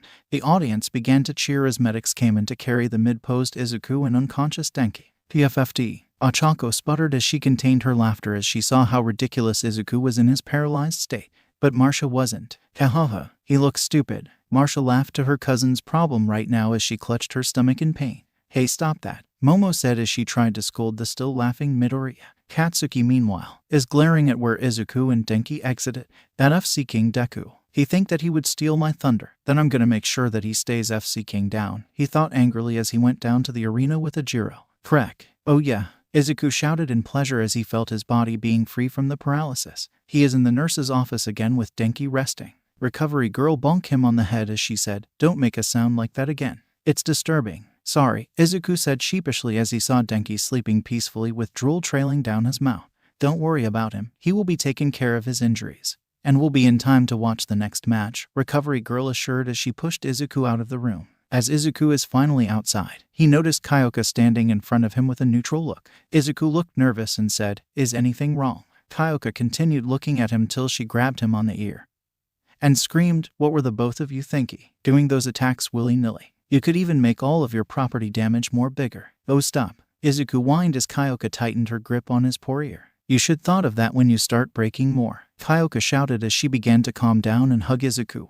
"I just don't want you to be mistreated by your actions." Izuku could only sigh with a smile as he returned the hug. "You don't have to worry about me getting into. I know the consequences of everything I have done to some buildings that I unintentionally broke, and I know that I need to hold back my strength," Izuku assured. "You know why I said this to you now," Kyoka said as Izuku frowned. He knew what she meant. The next match is between Katsuki and Ejiro, and he knew the bombastic blonde will win, and he would battle his former childhood friend. "Just promise me to hold back," Kyoka asked. "I promise. I might not even use my fists for this," Izuku said as Kyoka looked at him in confusion. "Then what will you use?" she asked as the both of them heard cheering from outside, and Izuku looked where it was and said, "Rather than brawn, I will use my mind." Izuku is currently in the locker room waiting for the next match as he tightens the wrappings on his limbs. He kept thinking of his final match with his former childhood friend as he frowned from two outcomes he would think. If he wins, Katsuki would certainly hold a grudge, but even if he lose, which is impossible, Katsuki would still try to best him in other ways that he had done.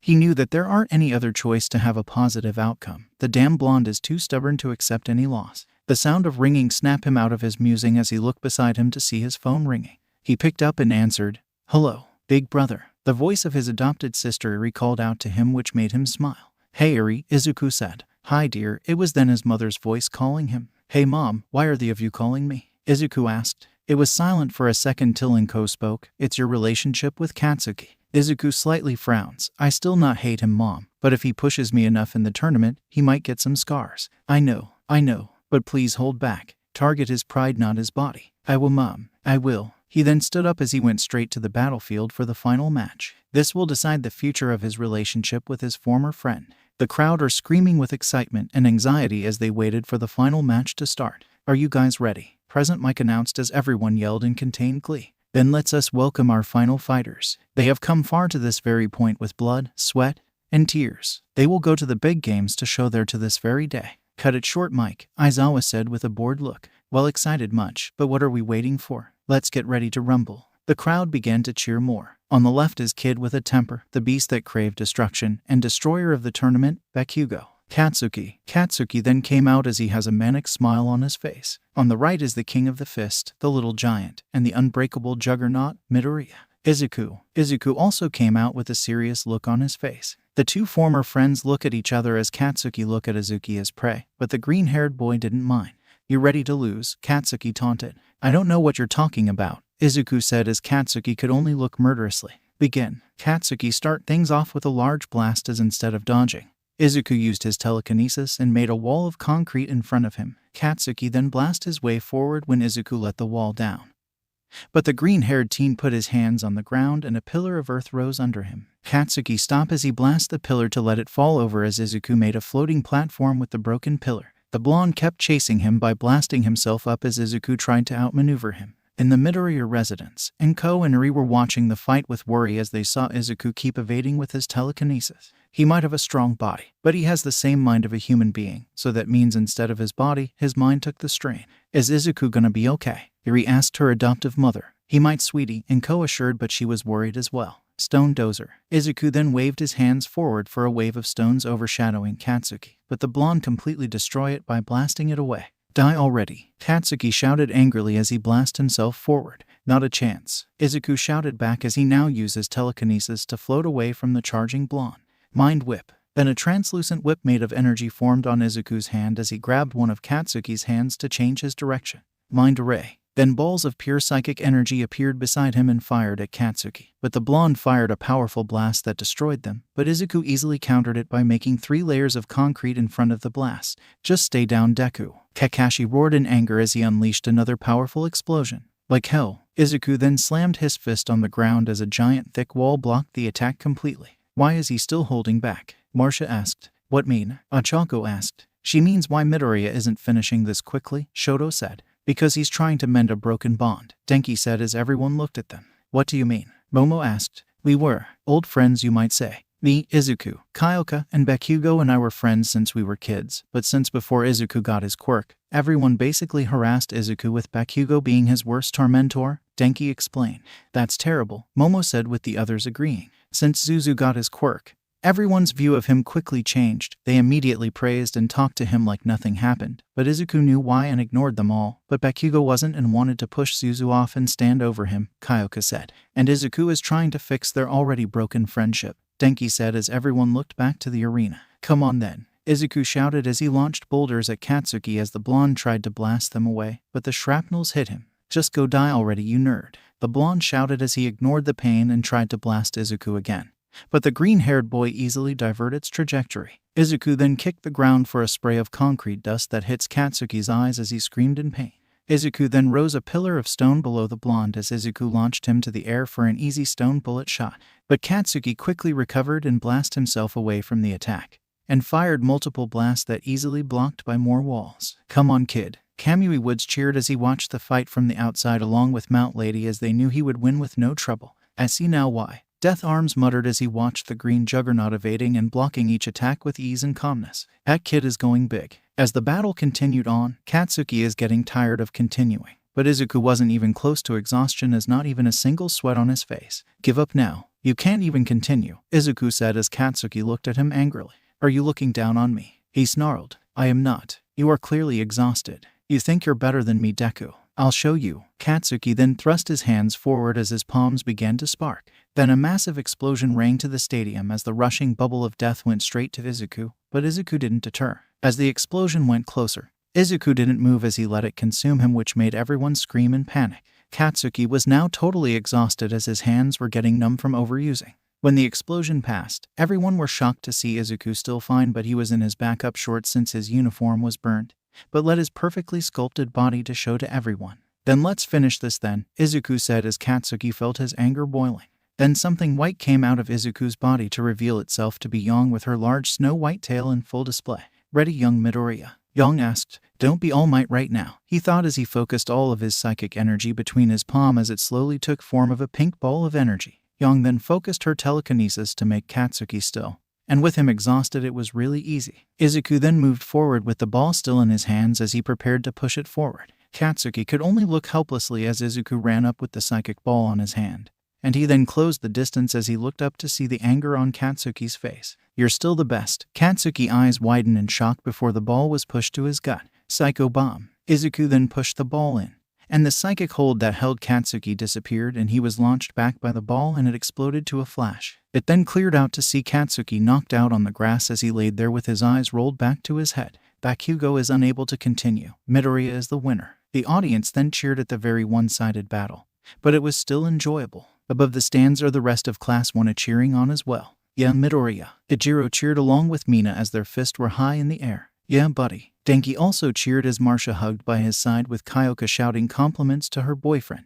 It was one-sided, but with how long it took is very impressive, Momo said. Agreed. Though I hate seeing Bakugo going around like a rabid beast, but I do compliment him of surviving without the proper knowledge of Midoriya's strength, Tenya agreed. Indeed it was, Shoto did as well. Now that's quite long to survive with a one-hitting kid like Midoriya, but that was amazing to see. President Mike announced. I think he's really just stubborn to admit defeat, but I do agree that he is quite powerful in some terms, Aizawa said as he was quite impressed by the wild blonde's determination. Yeah, Big Brother won. Eri cheered along with Inko as she cried tears of joy. Good job, my baby boy, Inko said as she sniffed a little. Hours later in the stadium, Izuku stood on the top podium with Katsuki on his right with his arms crossed as he mutters curses because of his defeat, and on his left on the lowest are Denki and Shoto standing by each other with smiles on their faces. Izuku took a deep breath and released it as he let the attention wash past him, and Midnight began the announcement. Now, we will award the medals. The presentation of the medals, of course, will be presented by this man. Everyone were familiar of the booming laughter as they quickly look around before seeing a large shadow. So they look up and saw All Might standing on top of the stadium with the sun illuminating behind him. Then, with a quick dash, All Might jumped off the stadium, flipping in the air while they cheered before executing a perfect landing right in front of the podium. I have brought the medals here. Our very own hero, All Might. Silence. Sorry, I talked over you. Midnight apologized in embarrassment as she clasped her hands together. The audience were now discussing on how lucky the first years were for having the #1 hero watching over them. Now then, All Might, please present the medals, starting with the third place, Midnight quickly said as All Might nods, and he passed over the medal case so he could present the first one to Denki. Young Kaminari, congratulations. You did an excellent job working your way here with your power and quirk. However, don't recklessly use your quirk or abuse it since it might actually hurt you, so you must strengthen your body so it can handle your quirk better. Maybe do it later thou. All Might advised as he put the bronze medal around Denki's neck and gave the young teen a gentle hug. Thanks, Denki then smiled. I could have not done it why my friends and family backing me up when I need them the most. All Might nods as he feel proud for the younger blonde. And he then look at Shoto as he presents the other bronze medal. Young Todoroki, congratulations. I assume that there was a reason that you never used your left side. All Might asked in a gentle manner. Todoroki then replied with a thoughtful expression. If it wasn't for Midoriya, I couldn't used it because of the bad memories I got before. But he showed me that my flames are mine and mine alone as it is my body after all. I wanted to be a hero like you, but I didn't think it would be right for me to be the only one to break away. He then looked at All Might straight to the eyes and continued in his usual expression. There is something I must settle. All Might nodded in approval and said, the look on your face is completely different from before, he stated as he gave Shoto a hug. I won't ask for details. I'm sure that you will be able to do what you need to do, he said in understanding as he gave a few pats on Shoto's back. Yes, Shoto responded while All Might let go of him as he gave a look of approval to Shoto. All Might then walked to a salty Katsuki as he presented the silver medal. Young Bakugo, congratulations. He then put the medal on the grumbling blonde's neck. Like everyone here, you showed great skill. But never forget that there is always room to improve.